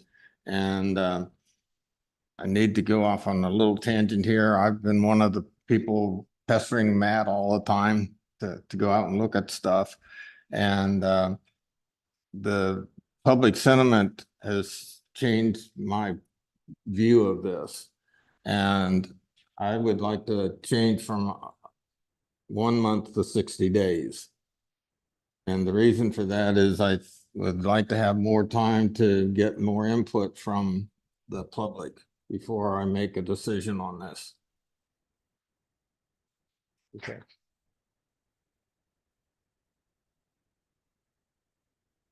Chairman, if I might make, and Mr. Michael, if I might make a slight recommendation to have it be delayed by 2 regular meetings. Because sometimes the second regular meeting from now won't be 60 days. It'll be 58 days or 64 days. And you don't want to get into having to figure that out. But the regular board meeting 2 months from now is what you're thinking of. I'd be comfortable with that. Thank you.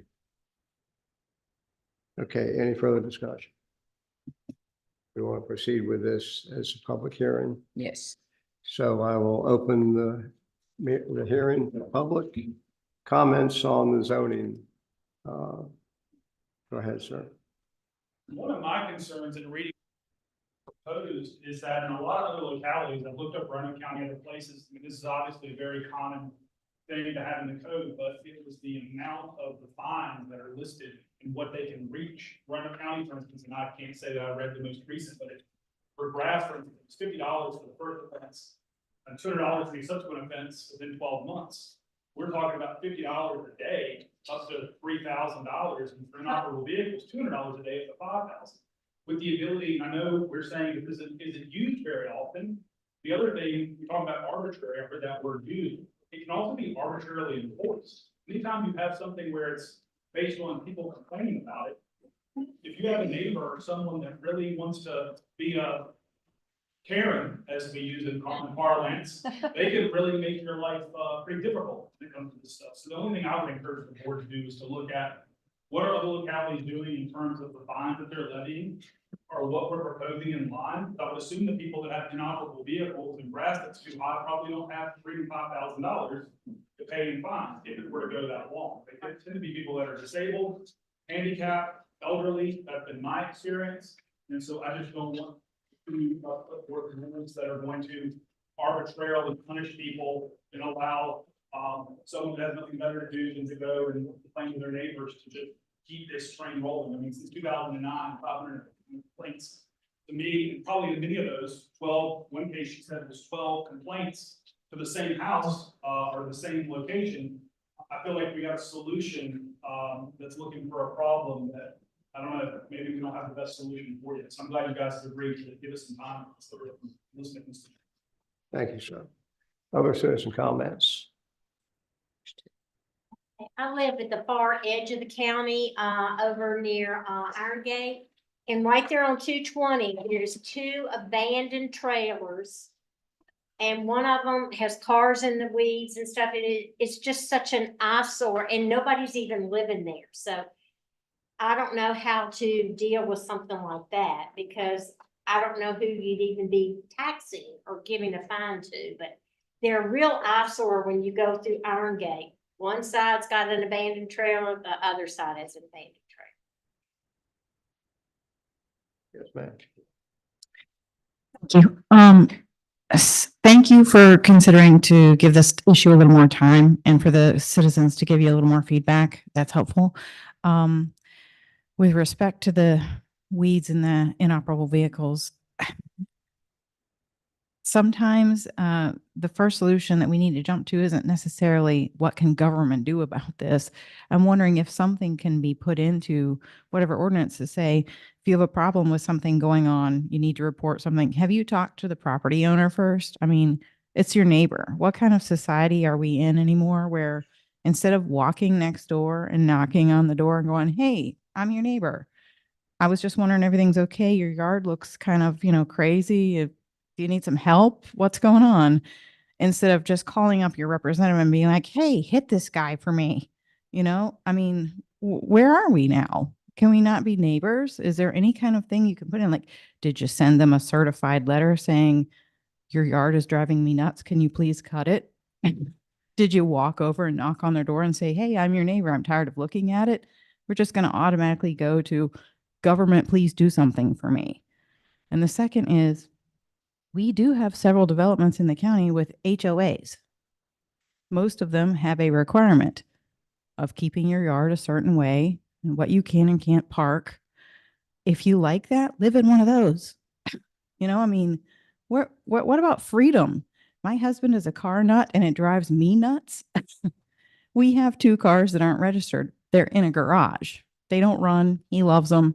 I get to park in the carport. But that's just the way it is for our family. Not everybody can afford to do that. Who knows what reason people have inoperable vehicles. But I mean, do we have so little to do in this county that we need to go around looking for who has vehicles that aren't running and give them a $50 a day fine or sick the sheriff on them? Like, really? Let's get our noses out of our neighbor's business this way. Let people live when they buy a property and pay for it and manage it their way. I mean, it's not hurting anybody. It's just ridiculous. But thank you for the extra time for citizen input.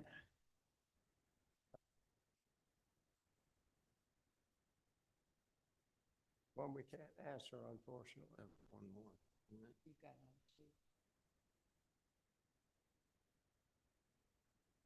To pick up on Carrie's comment about citizenship and neighborliness, and to this gentleman's point too, about people who have overgrown lawns and they can't keep up with it. Maybe they're disabled or elderly. Perhaps one solution to that would be to maybe encourage like Boy Scouts or Eagle Scout groups to get involved. And if it's an elderly person or disabled, they need a little bit of help with their ground maintenance. Maybe have the kids get out there and offer to mow their lawns for them. I mean, it would be good citizenship and it would, of course, solve the problem of the overgrown yard. So that would be something to consider. Ma'am, would you state your name and district? Christine Liana, Amsterdam District. Terry, Broccoli Valley. I just want to kind of touch base with what these ladies had just said.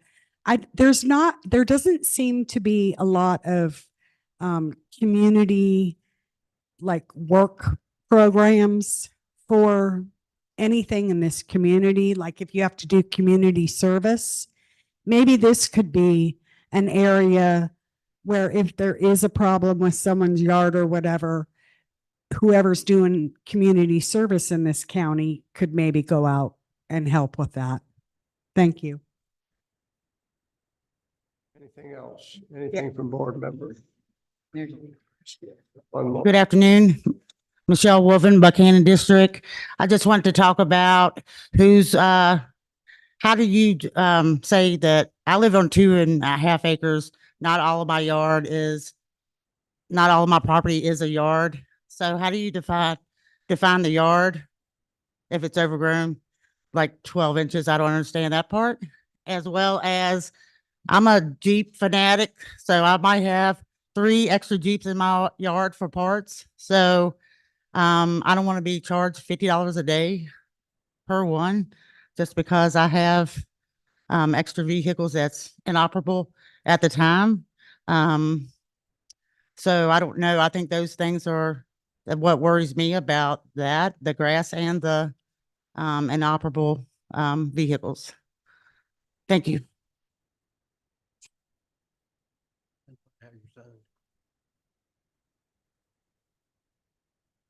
Yes, sir. My name is James Norris. I live in the southern Botetourt County in the Hollins Cloverdale area.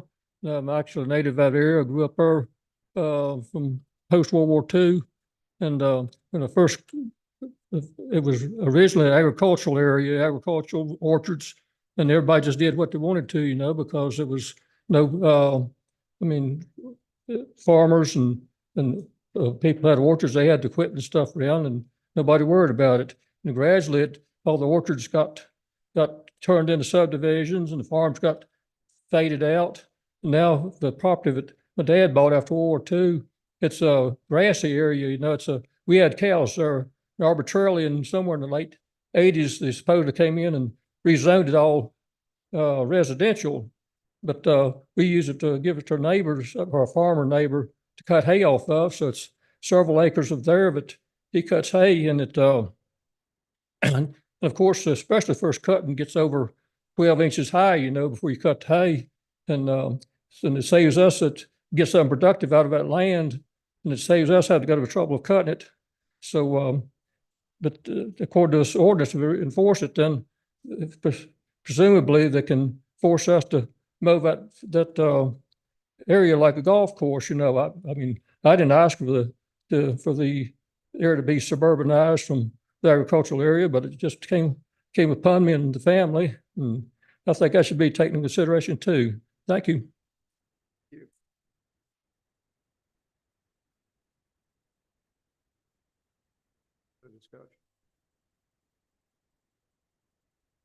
Close public hearing.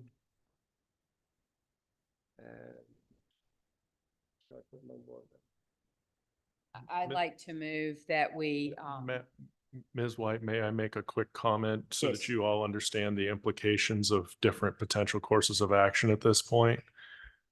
Historically, and I think Ms. Pendleton glossed it over it slightly, historically, this has been enforced by the sheriff's office. Her office has written people notices of violation. However, they cannot enforce this. Actually, it can only be enforced by the sheriff or by a citizen going to the magistrate and swearing out a criminal complaint. The move that she's trying to make is to doing civil enforcement, which is a more graduated step, doesn't give somebody a criminal record, et cetera, et cetera. If we don't, the Commonwealth's attorney and the sheriff's office have let us know that they plan to greatly de-emphasize any enforcement of this until civil enforcement is adopted. Consequently, it is unlikely that there will be any enforcement of these ordinances occurring in the next 60 days. I just want you to make sure and have that be on the public record so everybody in the public understands. If you make a complaint in the next 60 days, we'll get to it after we've made changes to the ordinance. So you're just talking about temporary delay in action. Correct. so to your point, this is growing season. So we're going to look at the majority of the summer with no enforcement. Given that, I think I would suggest that one meeting is plenty, that we vote on this in the next meeting, and that would give us time to refine some definitions and communicate those. I'm not sure how the rest would feel about that, but I will go ahead and make that motion that we table this until our next scheduled board meeting. It's been moved that we table it. I think that's a primary action. All in favor of tabling indicate by saying aye. Aye. It's 60 days you want to give it. No, I said one, and so we probably should discuss that. I said one meeting. One meeting. Because there will be no way to address complaints that come in for 60 days if we do two meetings. So I suggest one, but it's certainly up for the board's discussion. I tend to give it the span of two meetings. 60 days, basically. Of course, the growing season is there. Yeah, the growing seasons, we're in the throes of summer. So my motion is the next meeting. We can amend that motion, I assume, if chosen, but my motion is one meeting. And seconded. Okay, that's been moved and seconded. We table this for one meeting, picking it up in July is what you're saying. Okay. Yes. All in favor, say aye. Aye. All opposed? All right, we'll pick this up in July. Thank you, Ms. Pendleton. We have Roanoke Valley Allegheny Regional Commission here. We'll find that on the agenda. Number 7. Mr. Holmes, are you prepared? Welcome.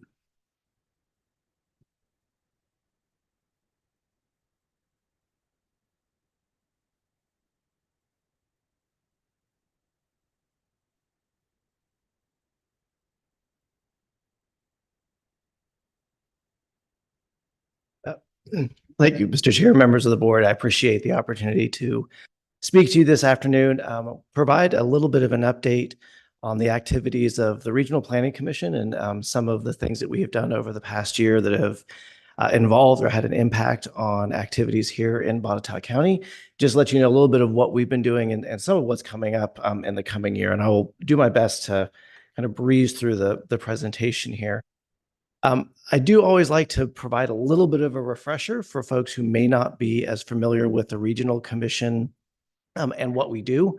So we are directed by the Code of Virginia as one of 21 planning districts in the state to provide assistance on issues of more than local significance. So anything that crosses jurisdictional boundaries or that you're working on with your neighbors, we're directed assistance, make connections with state and federal partners, and to bring resources to kind of develop programs and services in the most efficient way possible.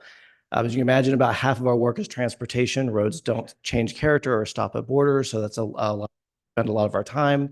But community development, housing, economic development, environment are all kind of in the space that we work in as well. Ultimately, our job is to help you and citizens save money by delivering efficient. Have an issue and your neighbor has an issue, we help work together so that we're using the resources most effectively to address that issue. I feel like we're a pretty good investment as a regional commission. For every dollar we bring in local resources, leverage that against another $11 in state, federal, and other resources that we use to deliver programs and services to you, to Botetourt County, and to our other members. And you can see on the map there, we serve Franklin County through the Roanoke Valley all the way up to Allegheny County. I talk about we a lot. I think we have a great staff that provides services, but when I talk about we, I really mean you. We could not get our work done at the commission without our elected officials, our locality staff and administrators who work with us, set priorities, identify programs and needs, and to engage in regionalism to make sure we're all pulling in the same direction. So I want to show my appreciation, particularly to Supervisor White and Chair Clinton, who serve on both the commission and the TPO and do good work helping us take the region in the right direction. So quickly, I want to go over 3 project areas that we work on. This is not comprehensive review of what we do at the commission, but just highlights some of the areas and shows you the breadth of the programs we address. The first I want to talk about quickly is the collective response. This is a program that started in 2018 as an all-volunteer effort of healthcare leaders, nonprofit leaders, elected officials, families who are coming together to address the opioid crisis in the region. And this is definitely something that crosses jurisdictional boundaries. This became formalized under the commission in 2021, and our main job is to help our localities together to figure out how we address the opioid addiction crisis all the way from prevention at a school level up to law enforcement and emergency response, wherever on that spectrum we can help.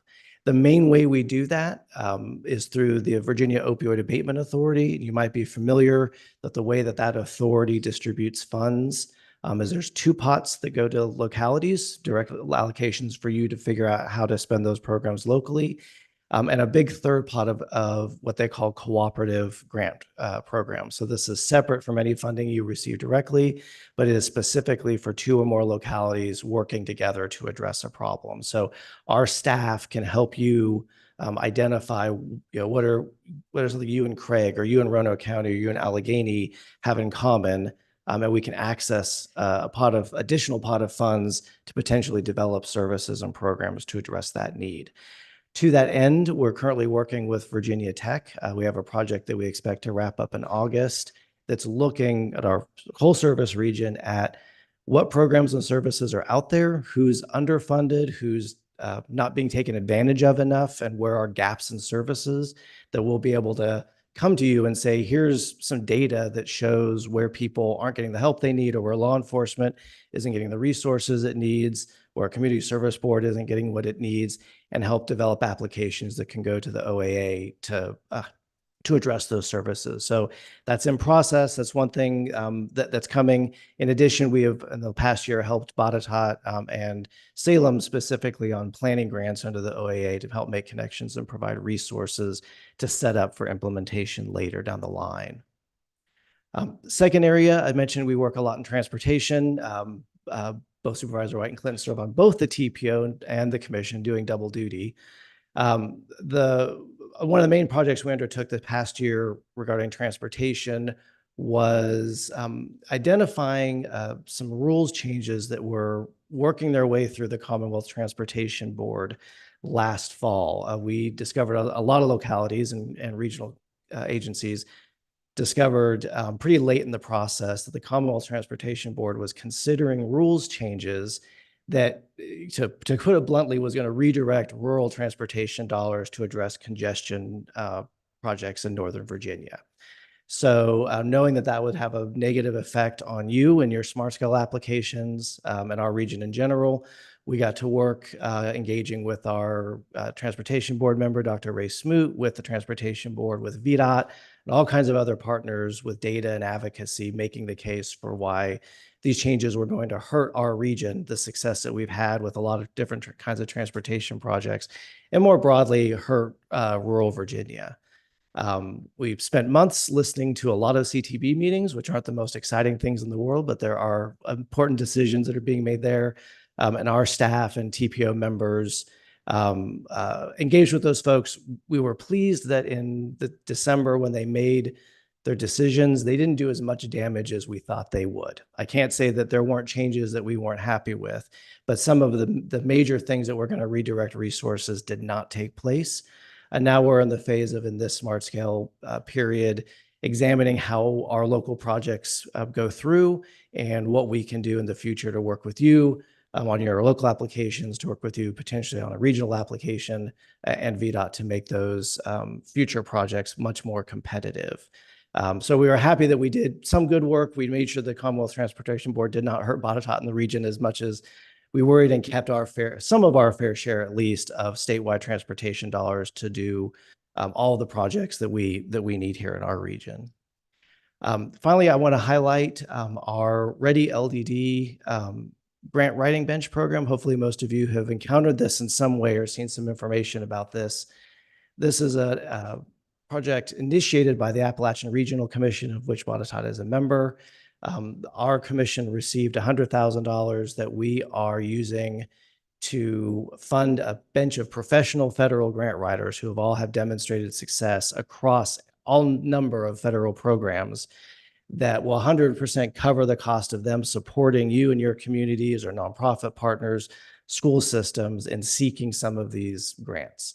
It's as easy as calling me or calling our staff and saying, we have such and such agency, or we saw such and such grant that we think is a good fit for Botetourt.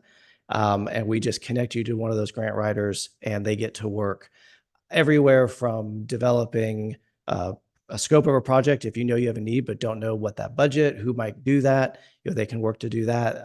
We've had, as an example here, one of our grant writers has been working with Craig County on a need and just doing research, what grants across the federal all the way down to private foundations are available to cover, in this case, a radio tower replacement, and then providing some guidance on kind of where to go from there. I do point out Botetourt is in the ARC. There's a lot of ARC programs that Botetourt doesn't qualify for because you're largely doing economically better than folks like Craig and Allegheny. But in this case, this is an opportunity for you to use ARC resources to tap into DOT, EPA, HUD, all kinds of other programs And you can focus it on an individual community. So Buchanan, Fincastle, Eagle Rock, if those folks need something, they can access these funds through us. Again, we cover 100% of the cost. We want to spend all that money. So we're eager to bring projects in to help you get your needs met. We do a lot at the commission. I hope that that touches a little bit on the breadth. Again, some transportation, some grant writing and technical assistance, some human services. We do a lot of work in a lot of different areas, but those are some areas to highlight that we have specifically touched on or provided support for your goals here in Botetourt. I will just quickly highlight going forward, one of the new projects that we're working on is the Blue Ridge Rising project. This is an effort with with the Blue Ridge Parkway Foundation, what they call gateway communities. Botetourt is a gateway community for the Blue Ridge Parkway, as is Franklin County and Roanoke. And this is an effort to bring more federal resources to support the parkway so we can bring more parkway visitors into our communities to eat, get hotels, visit, hike, spend money. And this is an effort that is long overdue.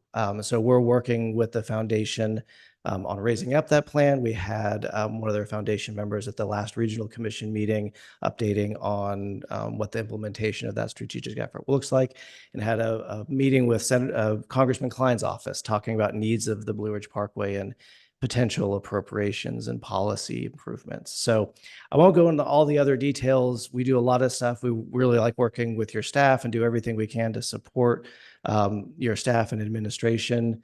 We're very pleased to be able to work with Botetourt County, and I'm happy to answer any questions. But again, I want to emphasize without your participation and commitment to regionalism to lift all boats, we couldn't get our work done. So we appreciate your participation and engagement.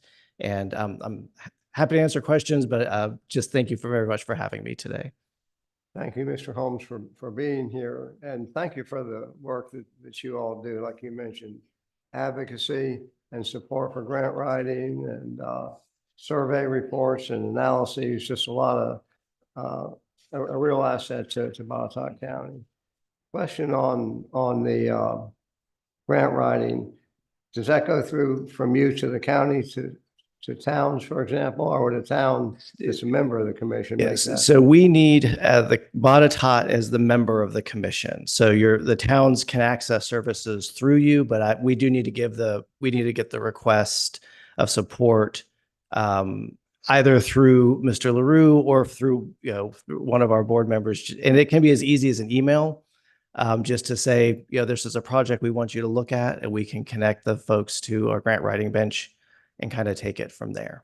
But we do need to get the request through Botetourt County. Yeah. Okay. Very good. Any questions for Mr. Holmes? Appreciate it. It's a good group you're involved in. We appreciate your service. Well, thank you very much for having me. Thank you very much.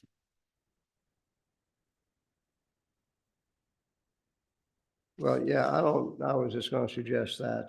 Don't know about everybody else, but how about no more than 10 minutes, a 10-minute break, and be back here at, let's just say, about 18 after.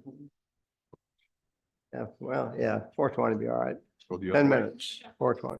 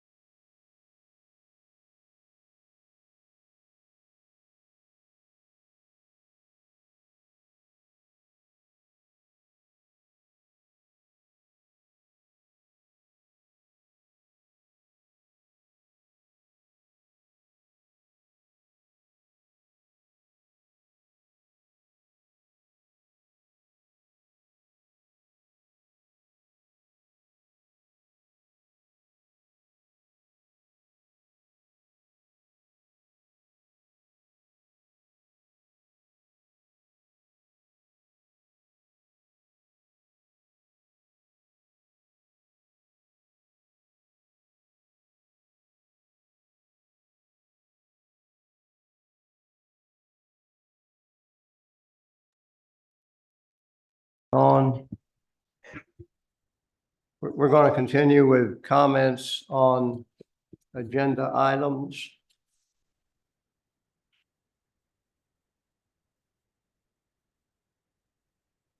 This is where we left off earlier this morning.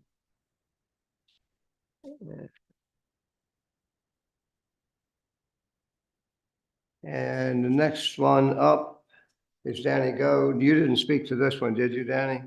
No. Okay, so you're up.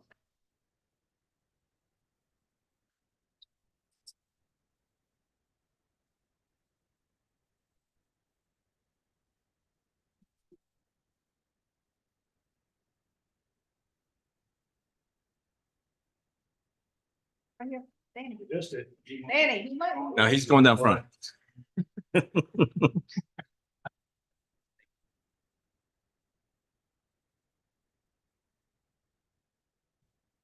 Thank you, Mr. Chairman, for the opportunity to speak before the Board of Supervisors. My name is Danny Goad. I reside in Cloverdale. I want to talk about the budget. This budget represents a huge increase, a 16% increase in spending. Is this an anomaly that we would increase spending from year to year? I don't think so. Just a little background from FY 2012, we had almost 5,000 students in Botetourt County schools. The population of Botetourt County was about 33,400. Today, or from FY 23, the population was 33,525, and school enrollment dropped from almost 5,000 to 4,377 in 2023. So our efficiency is not improving. We're spending more and more for the same number of people, spending more and more for a lesser number of students. I would argue this money being spent on schools is driving parents out of the school system to homeschool their children. I'm going to give you many numbers here, and just so you can hear what your spending history has been and look at what you're currently proposing, so you give consideration to that. In FY 2018, you plan to spend, and this is just the county side, not including the school budget, $62,200, $62 million, I'm sorry, was what you planned to spend. Your final spend was $67,900,000. FY 2019, you plan to spend $63 million too. You spent $94 million. FY 2020, you plan to spend $66.3 million. You spent $96.5 million. 2021, well, I'll stop it there. Finish that. We go in 2021, 68.3. We spent over 100 million. 2022 is 72.8 million. We spent 84.8 million. And that's the last year for which we have audited numbers. And now we're looking at spending just for the county side, not including the county contribution to the schools, $93,851 from what was originally advertised. It may have changed a little bit. These are tremendous increases. And we end up spending way more than what we ever planned to spend. This is hurting the people of Botetourt County. Thank you. Thank you, Mr. Goode. Steve Dean.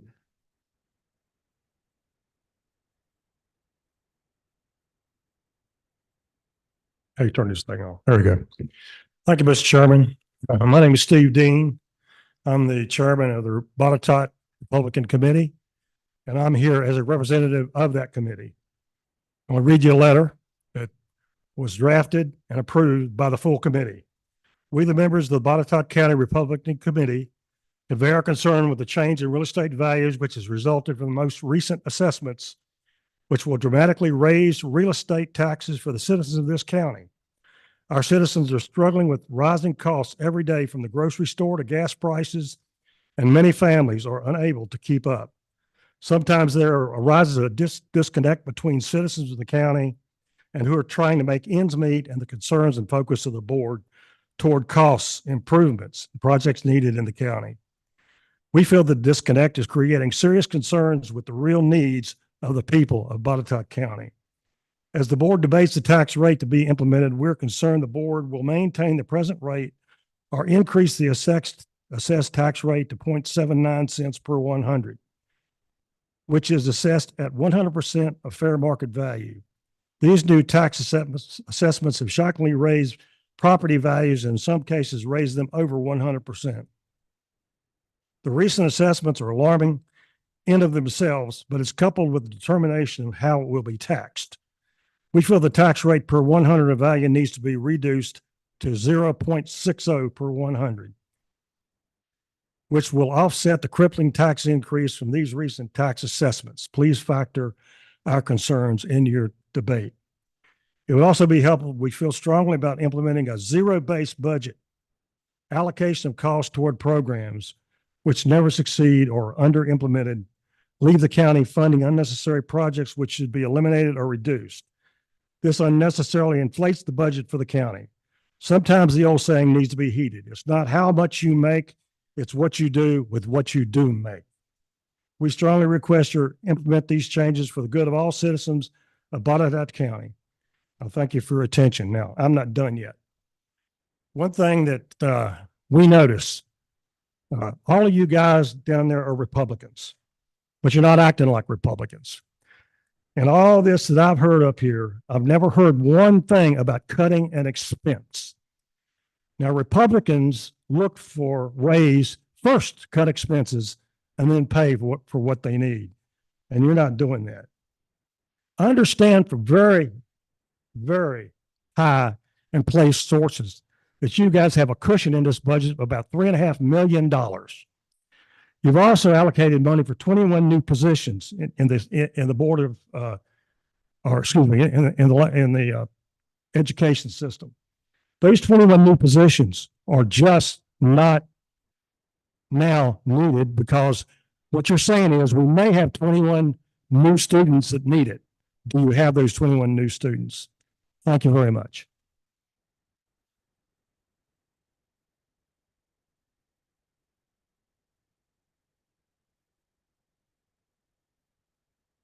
It's like Janet or Jane Norris, Valley District.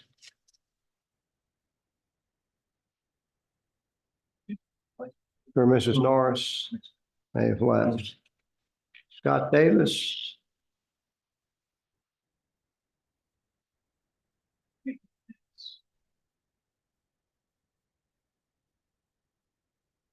Already talked to you earlier about the concern I had with the elderly tax break information. I wanted to come up here today and just tell you thank you to Jason Ferguson and the fire rescue services in the county who did respond out to my house to an emergency call. We didn't have an ambulance available in the county. The fire chief himself jumped in the truck and made it to the house to rescue me. I was the guy that was hurt. But I meant to do this earlier. I did thank him in person. I don't know if he's still here right now, but the guys that came out to the house did a wonderful job, got me to the hospital, here today. I'm back together, but I just wanted to thank them for the outstanding job that they did in the service they provide to the county. Thank you. Thank you, Mr. Davis. And while your comments are heartwarming and reassuring, they're not unusual either. We got a lot of comments like that. It's a great group.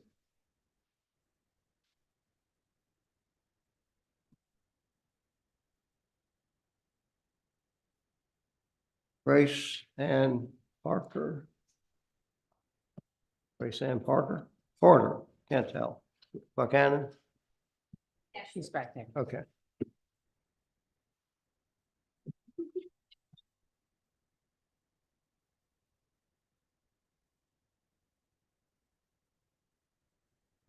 Hello, I'm Grace Ann Parker. I'm from Buchanan.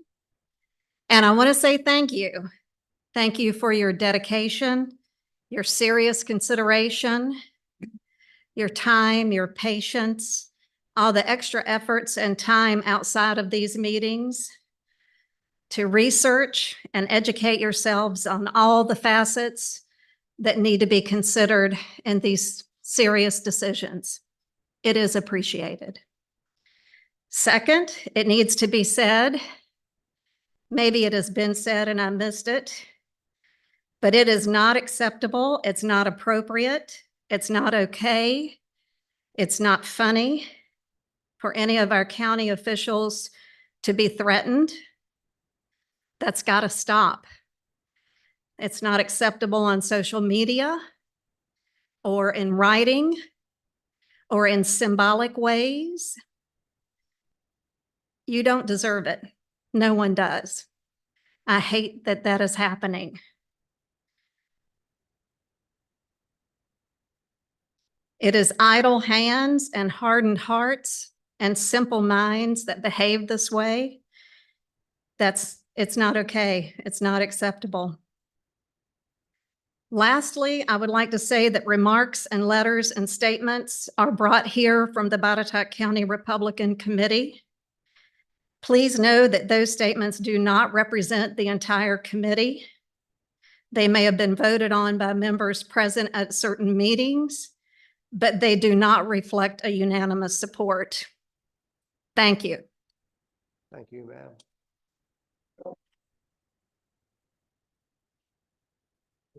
Shannon Turner.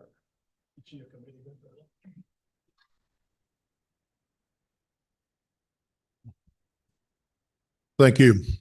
My name is Shannon Turner. I'm from Blue Ridge District.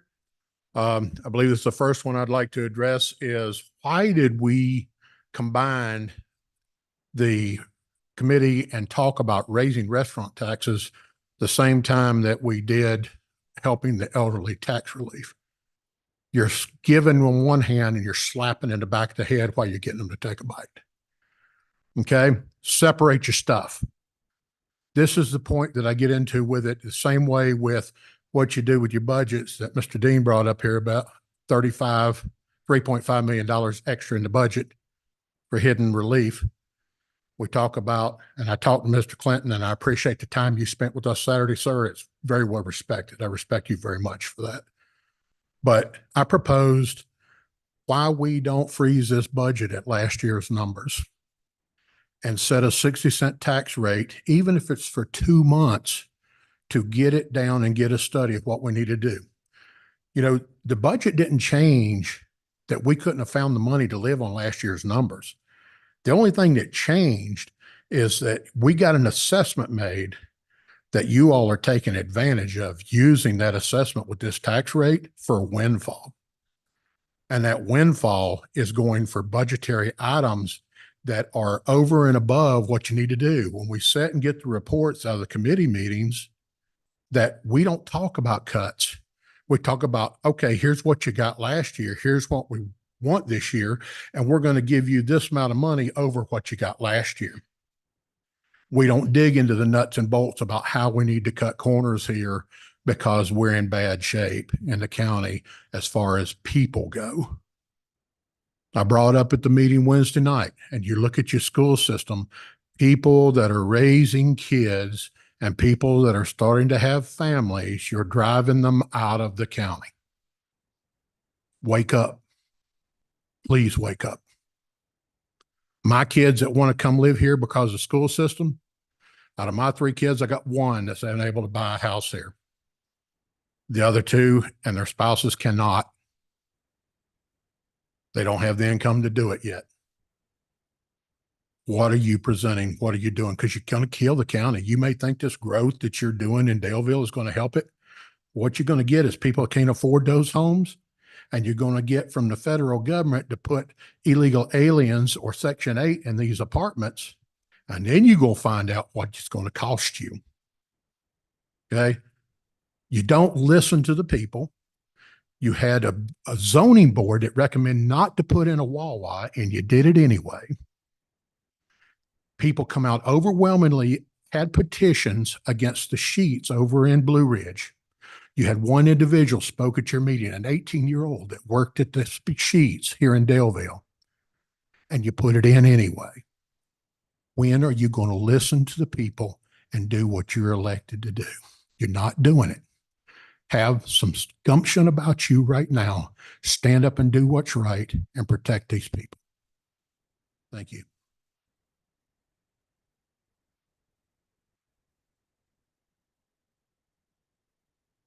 Rick, oh, excuse me, Mr. Turner, you filled out 2 of these forms. Yes, sir, I did. About comments. Let Rick Painter go ahead. That covered it. Rick Painter, Blue Ridge District. I sent each of you an email. I don't know if you've had time. I know you've been flooded by emails. But I wanted to reiterate that point just in case before the vote. Now, Steve has got up here. He's explained that you're Republicans and you're not sticking to the Republicans. Okay.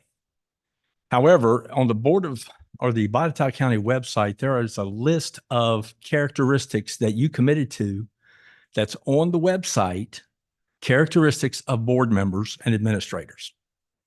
One of those is fiscal responsibility, which means properly managing the financial resources. Another one is empathy. That means understanding how your actions affect others. Now, at Lord Botetourt the other night, you literally had people stand up and tell you that the economy has cost them food off their tables. And now you're coming with this tax rate and this bloated budget, which I will remind you was pointed out by financial and business professionals telling you the budget was a mess and it needed to be redone. Okay. So with all these things, and you know, I've heard a lot of talk from you about how much you care and how much you are concerned. One of the issues, and listed on the website, is integrity. Integrity is when what you do matches what you say. So your vote will show, like it or not, whether you have that integrity. Now, I know you've lowered the rate to 70. That's a step in the right direction. It's still an excessive tax rate. You've increased meal tax.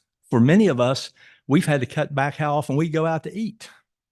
And sometimes I'll go to Bedford to eat as it is because I don't like paying meals taxes. But you're going to hurt the businesses that you've been bringing in, because look at how many of them are the restaurants. And now you're going to curtail their business with a higher tax rate. You're raising property taxes. You're taxing anything and everything to meet a budget that you've been told is faulty and invalid. I pointed out in a meeting the other day about the bloated government. Right now on Indeed, Botetourt County has somewhere between 3 and 5 job ads out. The 3 I found total $150,000 a year and more if you count benefits and so forth. So you're already hiring to bloat the government more and telling me you're not doing that, but you are. So when you vote, remember this: actions speak louder than words.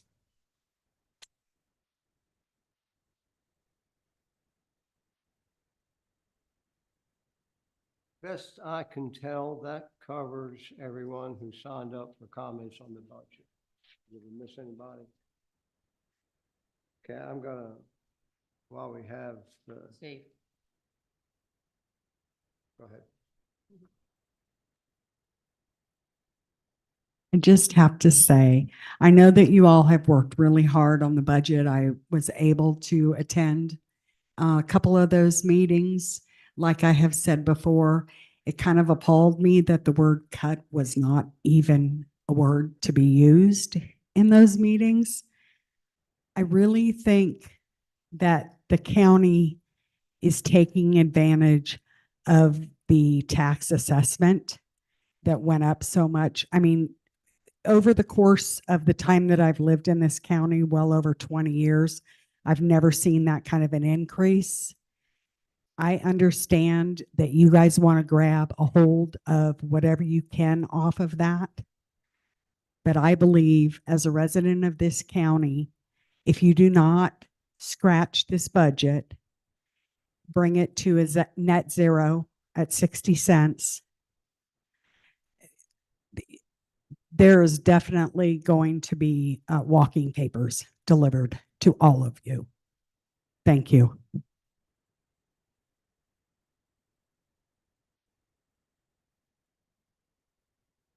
Have on the agenda citizen comments for items not on the agenda, general comments. Well, actually, this one is. This one is, it's on the Craig Botetourt Trail. So I will call for Mr. Condon, Dave Condon.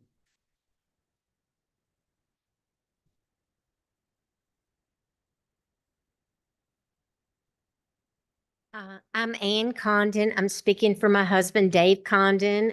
We live at 5520 McKinney Hollow Road, Eagle Rock, Virginia. And to the board, the Botetourt County Board of Supervisors. And this is about the Rocky Forge LLC wind turbine project. Earlier this year, I spoke about the lack of a power of a purchase agreement signed by anyone. As of this morning, no one, including VEPCO, Dominion Energy, Appalachian Power, have signed any agreement to purchase power that would be produced by Rocky Forge. In addition, there's concern that an interconnection agreement is not current between PGM LLC and Apex Clean Energy LLC, doing business as Rocky Forge LLC. Sorry for all those.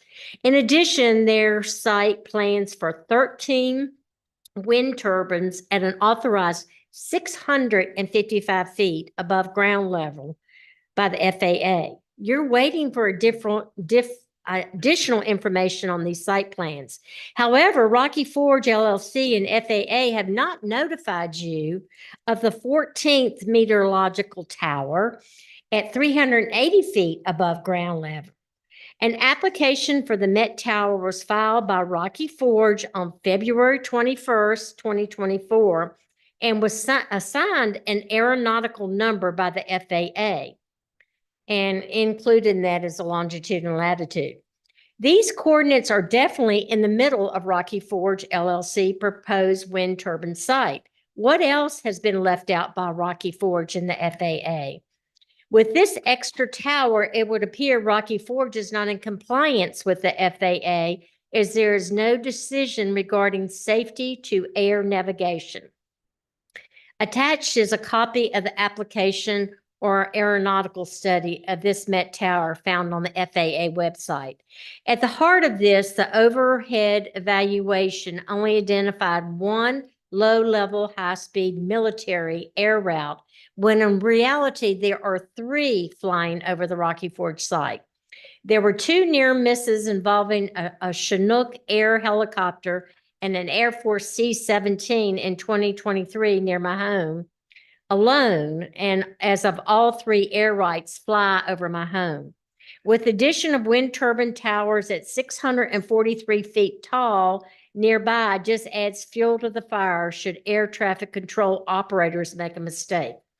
On July 5th, 1961, an air disaster occurred in the Gala area, involved a helicopter due to an outdated map given to a pilot, killing the pilot and a Virginia forestry representative.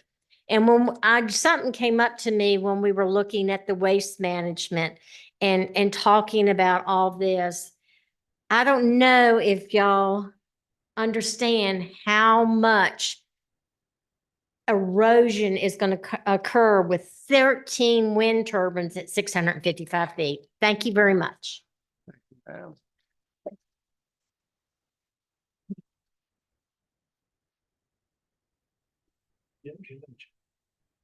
That appears to be everyone who signed up. Am I wrong? Okay, we'll move on to other agenda items. Comments for any more comments? Yeah, I've got go a ahead. comment. You want to hear it? My comment is Terry Austin acquired a $6 million grant for historical museum, go in Fincastle.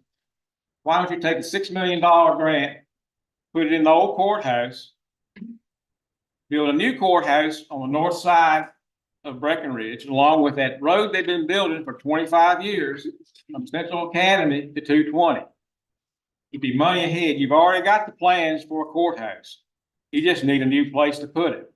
You're sitting on a rock pile, and you've already misjudged the amount of rock to remove for the parking lot that's proposed. Like the bullet, the money you've already spent, and go on and build a building where you've got plenty of parking, and force VDOT to go on and build that road they've been talking about for 25 years. We'd be money ahead of the county. With a proposed parking lot that you got, won't be enough parking for the courthouse as it is. And you've already reduced the size of the parking lot because of the rock.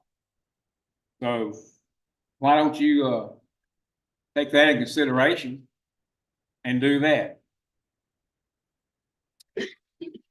That's your comment. Sir? Are you done? That's it. Okay, thank you.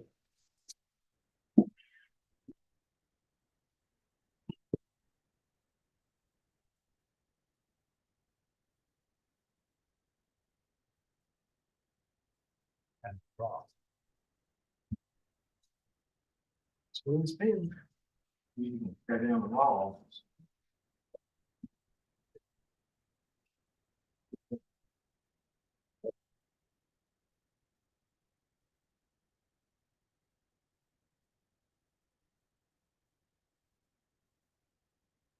Okay, we'll go quickly to appointments. And we'll go through each one of these appointments. We have 3 of them. But as a matter of interest, these are just going to be, because of some changes in the appointment regulations, these will just be, I believe it's 2-month appointments, and we'll have to reappoint them. That's just a complication, but we have 3 appointments to approve to various county committees. The first one is consider appointment of Donna Henderson to the Department of Social Services Board, Amsterdam District. The incumbent is not eligible for reappointment.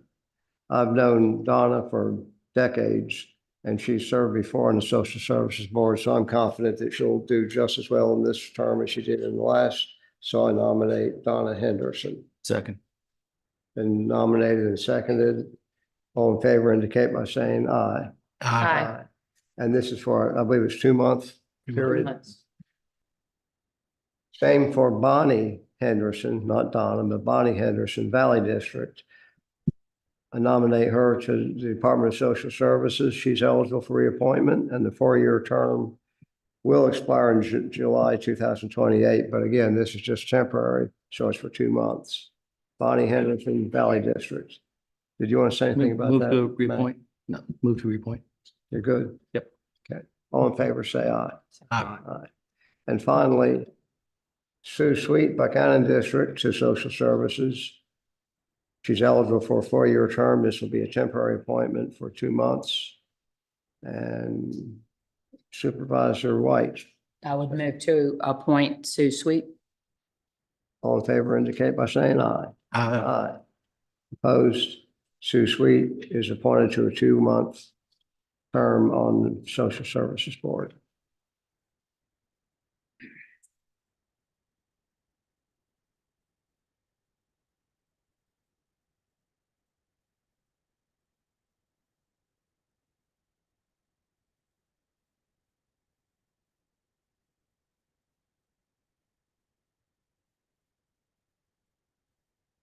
Mr. Zarrillo, are you prepared?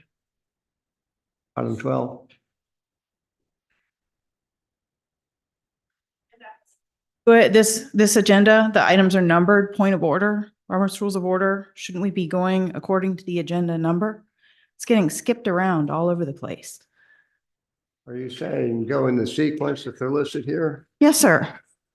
That's Robert's Rules of Order. That's what we do when we adopt an agenda for a meeting, correct?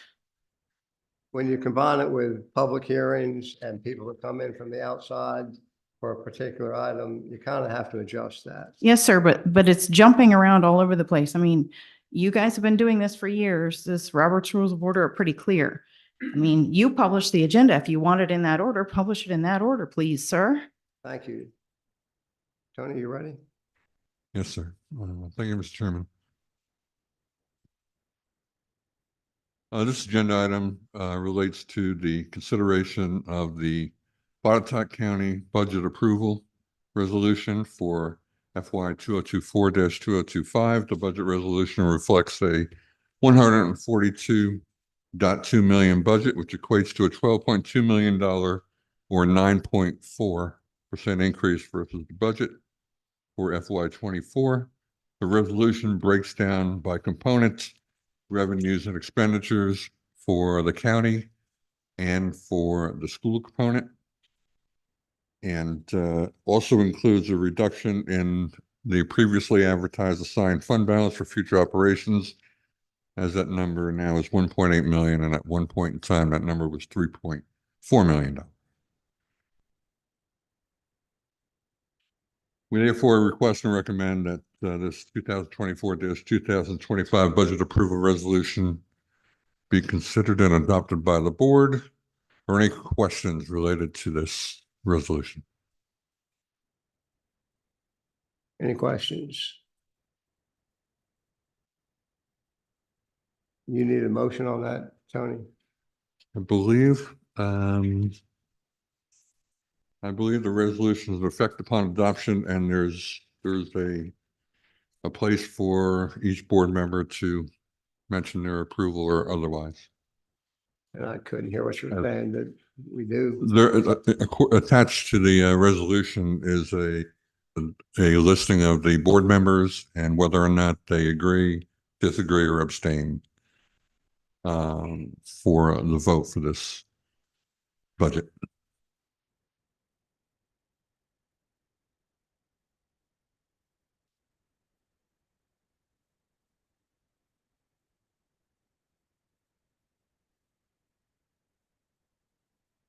Yeah, my question is, we do need a motion on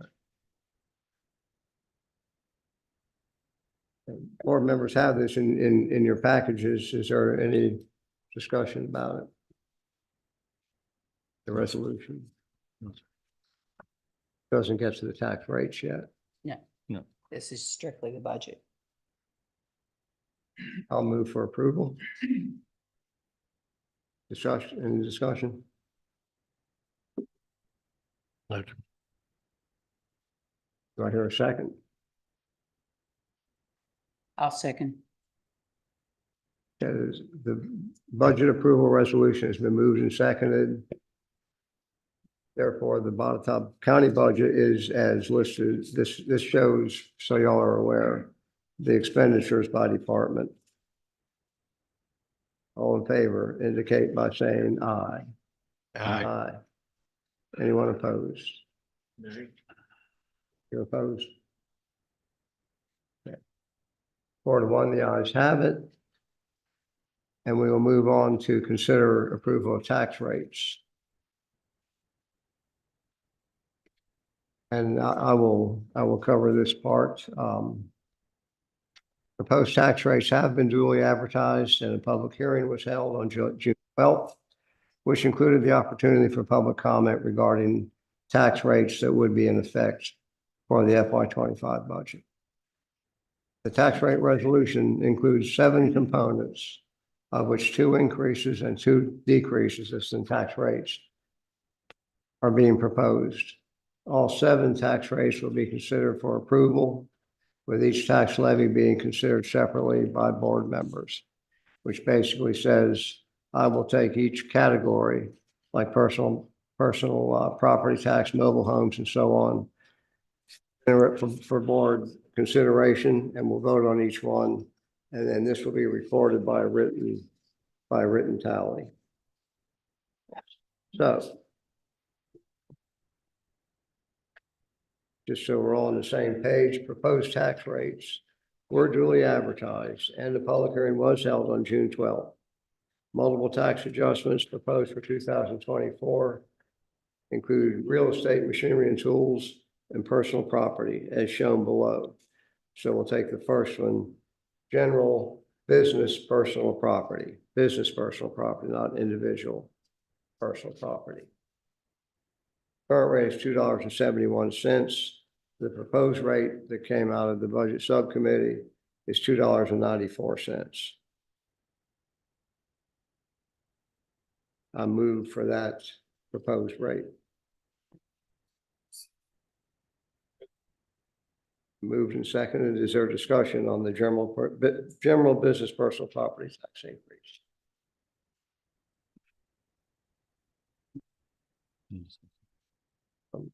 No discussion. We have a motion and a second. All in favor indicate by saying aye. Aye. All opposed? And so the business personal property tax rate will be changed from $2.71 to $2.94 per $100. Personal motor vehicles. No change in this one. This is colloquially car tax. $2.71 current rate, $2.71 proposed, 71 cents proposed rate, no change. I'm open for a motion. So moved. Second. Moved and seconded. Discussion? No. If you're in favor of that, please indicate by saying aye. Aye. Aye. All opposed? No. No, I'm not opposed. Excuse me. We're proceeding. Personal motorhomes. No change, 271 current, 271 proposed. I move for approval. Is there a second? Second. Second. All in favor indicate by saying aye. Aye. All right, that covers the ones that had no increase or change or decrease. Next is machinery and tools.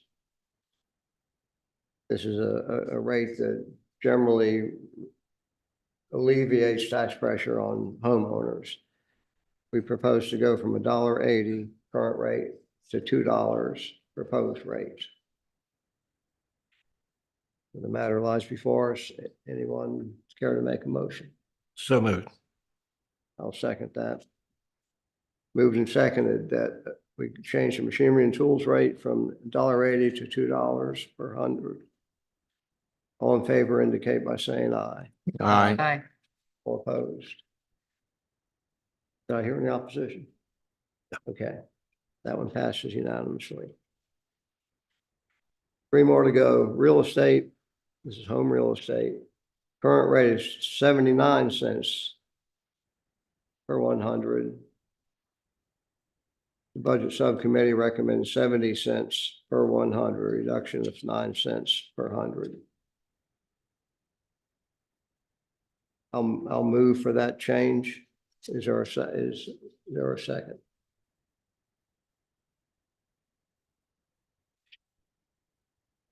I'll second. The matter lies before us. Is there any discussion? All in favor, say aye. Aye. All opposed? Nay. Mobile homes, 79, same as real estate, 79 to 70, it's a reduction. I'll move for approval of that. Is there a second? Second. Moved and seconded. All in favor of mobile homes going from, mobile home tax levy going from 79 to 70? Please say aye. Aye. Aye. Passes. And finally, wind farms unchanged at 90 cents per $100 of. Move for approval. Or second. Second. All in favor, say aye. Aye. Aye. All opposed? That passes, and that covers the tax changes. These will be recorded and signed votes, by the way, in the minutes.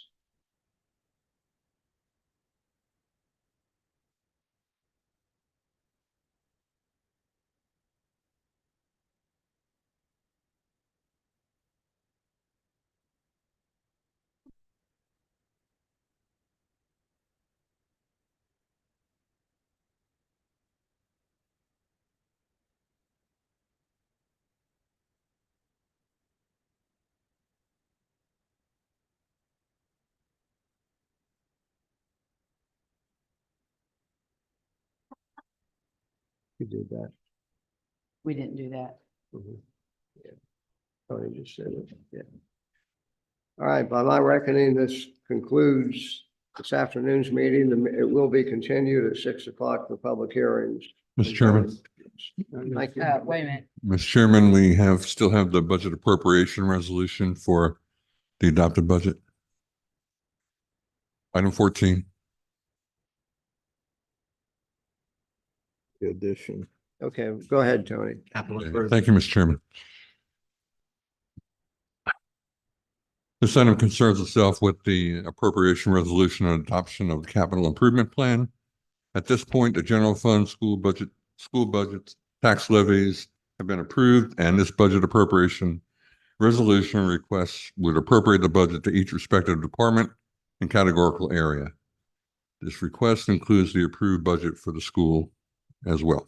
The second request relates to the adoption of the capital improvements plan for fiscal years 2026 through 2029 for those projects identified in your packet. As noted, this item is for planning purposes only. Now, therefore, the recommendations to the board are respectively as follows. First, that the board adopt the proposed budgeted FY25 appropriation resolution as presented. And second, that the board adopt for planning purposes only the capital improvement plan for fiscal years 2026 through 2029 as presented. Are there any questions? Any discussion on the budget appropriation resolution or capital improvement plan? Move to approve. Second. Second for both.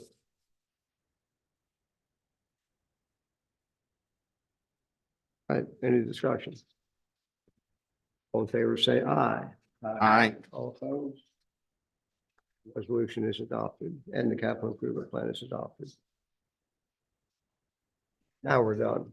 Thank you. See you at 6 o'clock. Comments? Board member comments. You could do board member comment. Go ahead. We'll do board member comments. Any board member comments? I've got one.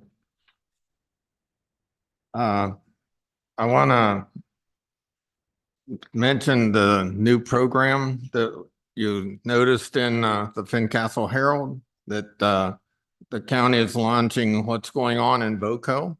If you all recall, that was one of my campaign planks, and I want to commend Tiffany and your team for doing this.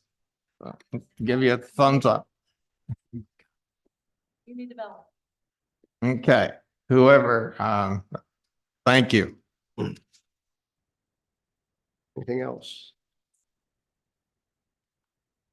No other comments? I feel like I should address a couple things. Most people have left, but there was a lot of comment about keeping our budget the same as it has been. And I just want to say for my district in Buchanan, one thing that would mean, and one reason that I knew I would not be able to support a net neutral rate from the very beginning. As you all know, there's a lot of loss of volunteers, and a lot of our budget is personnel, which I am proud of our personnel.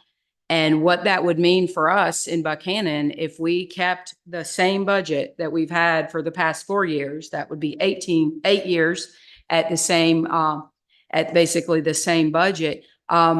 We would lose our fire department and our ability to respond locally. Some of these new positions that are adding to the budget are for personnel that are going to man 24/7 response in Buchanan. I feel like that's important.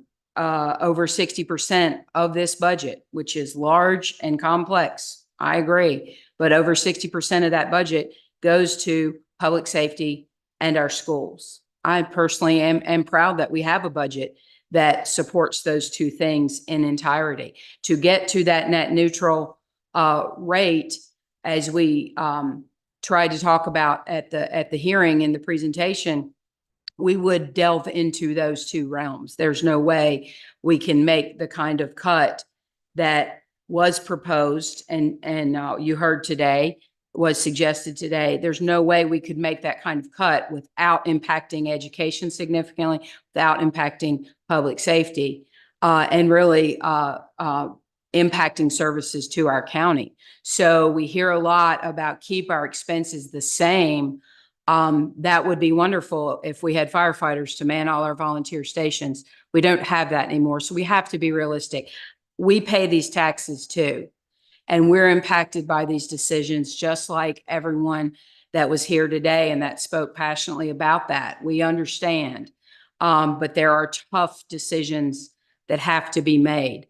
The other thing I would add is, you know, I know Mr. Zarella and Ms. Davis would not like to hear this, but budget season is beginning again soon, right? This is not a finite process. This is an ongoing process. And for my constituents, I welcome engagement and I welcome conversation. I heard a lot to cut and reduce the budget, but no one really gave me what I felt were realistic areas that we could cut. Would love to have further discussion. So while this work is hard, it is deliberate, and it is not meant to, as we've heard today, two things: run people out of our county and hurt our citizens. It's not meant to do that. It's meant to serve the entirety of the community. And it's hard to please everyone. It's even harder to please anyone, it seems. But this is where we are. I am proud that our budget supports public safety. I'm proud that our budget supports education. And I'm happy that we can have these conversations. So I just wanted to say that this is the end of a long process and the beginning of a new one. So I look forward to what we can do in the future. Mr. Chairman, if I may, just on that note, I'd like to take a moment just to extend thank you to some of the concerned citizens that we have taken time to share with. We got together with some of them and they extended their comments and feedback. Their input was invaluable in shaping some of the decisions that we make today. But more than important, that's important, but also importantly is I want to express certainly my thanks, my deepest thanks that our subcommittee and the finance team worked so hard. Their dedication and countless hours spent on the budget has been crucial to our progress. Your hard work and commitment are certainly truly appreciated. So, Amy, Steve, thank you so much for spending the time. And Katie and Mr. Zarella. Absolutely. Thank you very much, Mac. Long hours, long considerations, just a lot of thought going into the process, starting with the budget task force. And I know it was tough because we put a lot on you in the very last seconds. So thank you for spending time with us and making some of those decisions. I thank the entire board for their involvement and consideration. Budget. Thank you. As well as Mr. LaRue and Mr. Mormon. And special thanks and consideration to Katie Davis for all of her detail work. So thank you. Another data point I'd like to share: so much research was done through this process and data was looked at and evaluated. And one thing that we hear consistently, the term bloated budget, bloated government. And again, most of our budget is personnel. So I wanted to learn a little bit more about that. And I looked up the number of county employees since 2014. And indeed, the number of county employees have gone up since 2014. There have been I think these numbers are spot on accurate, which I think they are. 54 new positions. That sounds like a lot. Oh my gosh, maybe it is hiring too many people. 72% of those positions, 39 of those are in public safety. There is another one in judicial administration. So 74% of the new hires since 2014 are in public safety.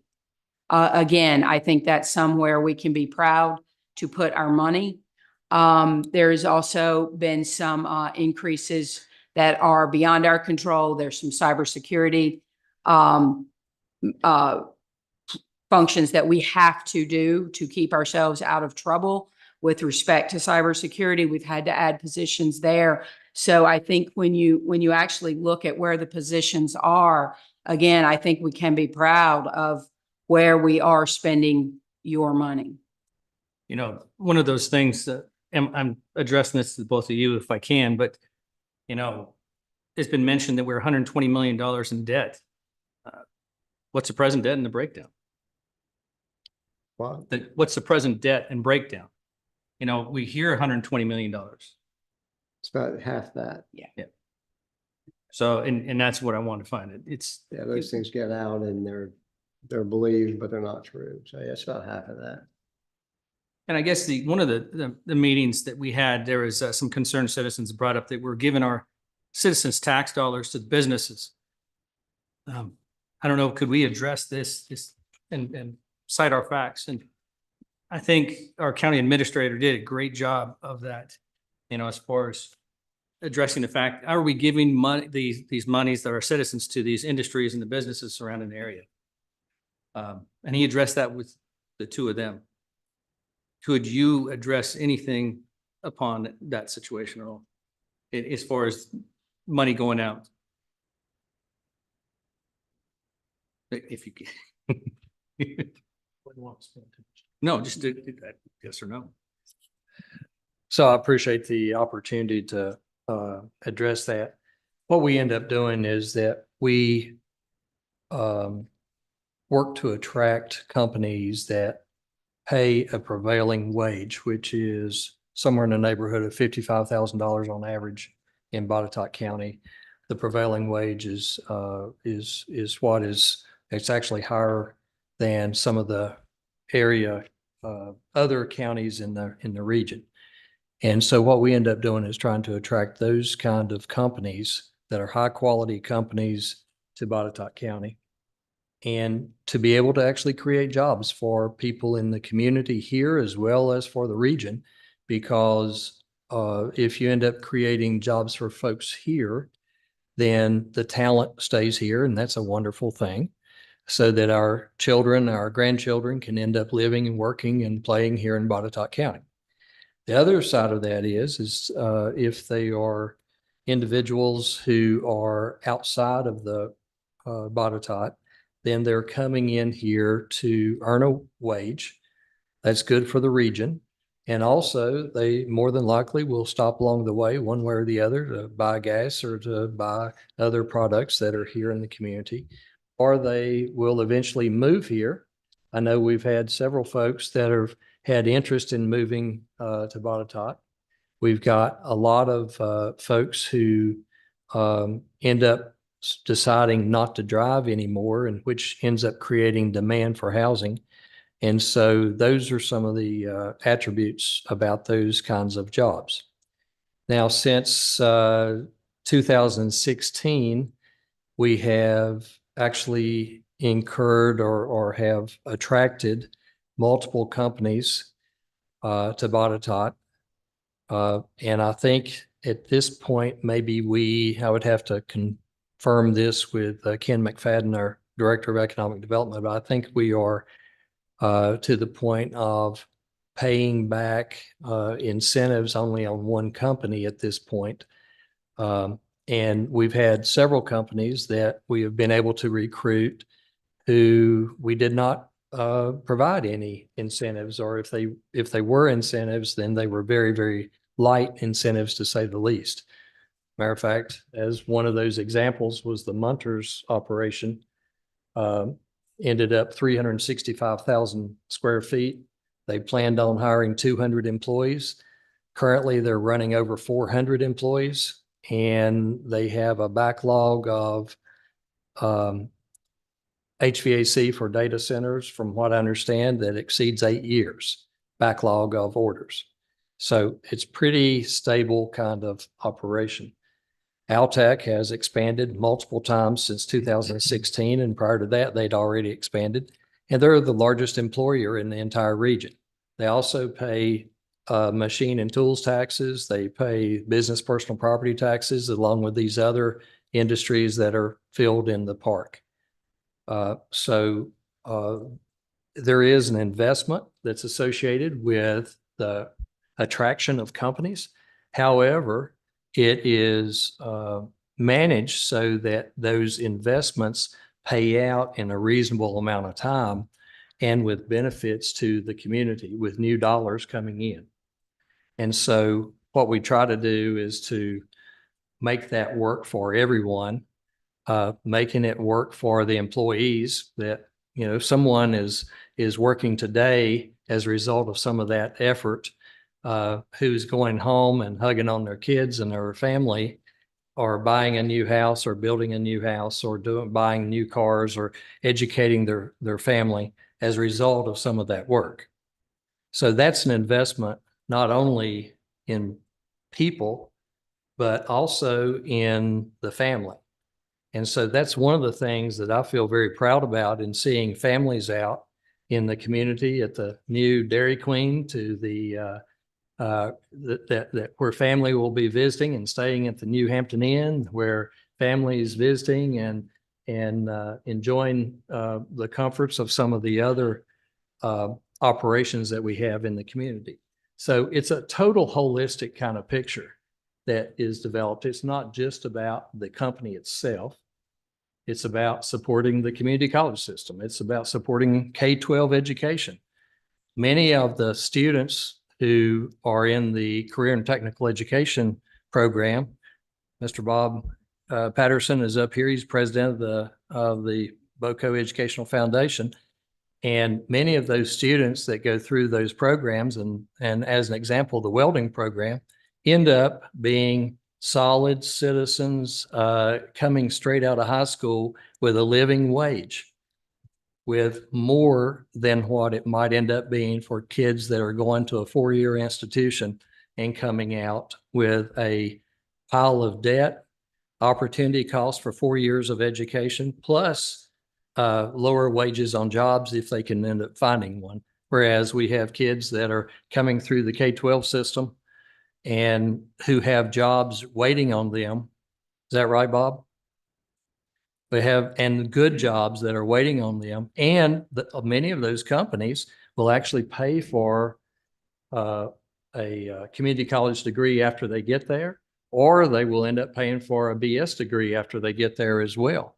So it's a magical kind of thing for parents to actually do better than probably what they did as adults, as part of the family. So I look at it, these investments are not made frivolously. They're very well thought out.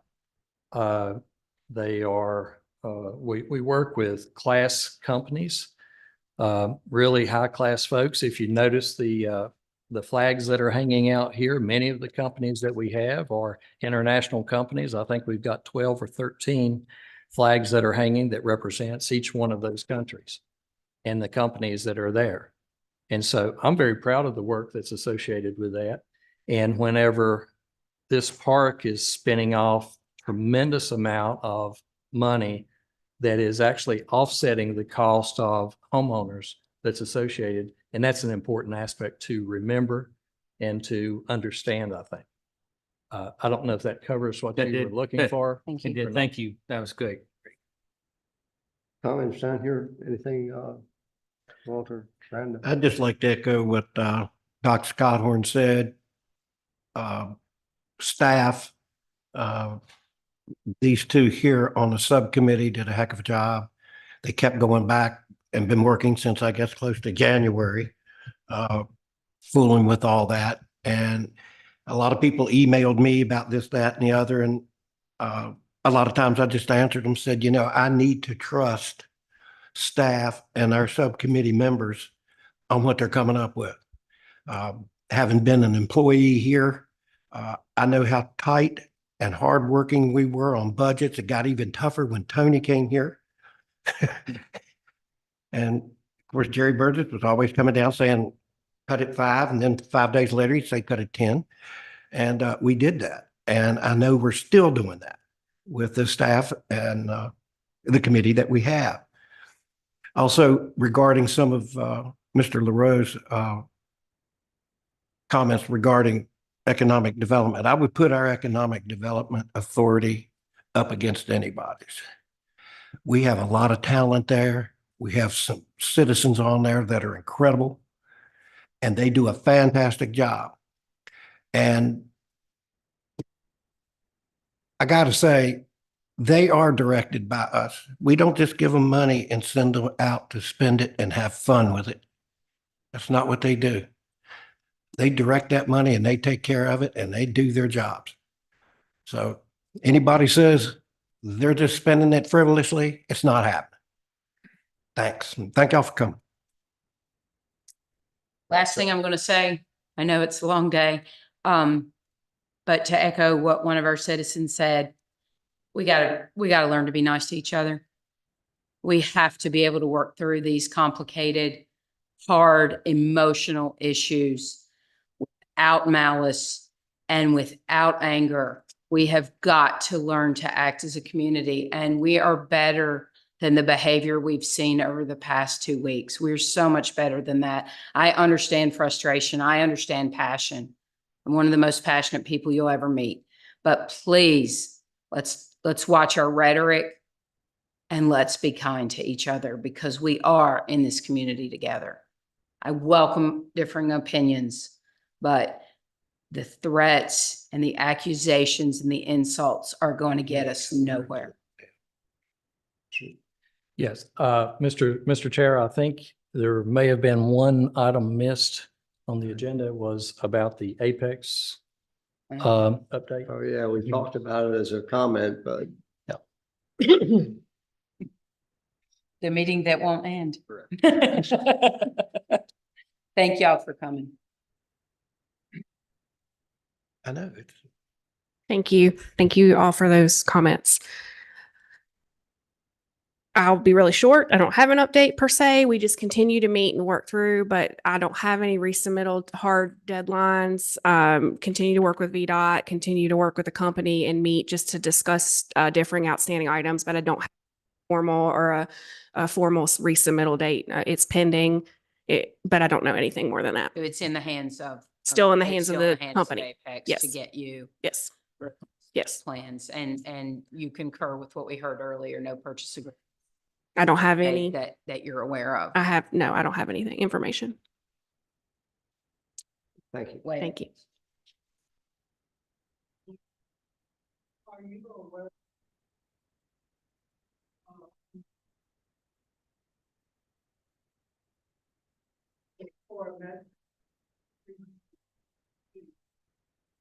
I'll have to go back and check that. I mean, the Met towers have come on and off of the plans, and the plans have changed. I don't have it committed to memory, but I will go. I'm definitely going to look into your comments. I appreciate you sharing them. We have an extra one there. Thank you. Thank you. Sir. Okay, we'll reconvene at 6.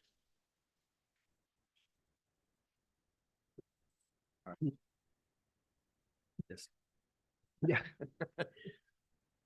At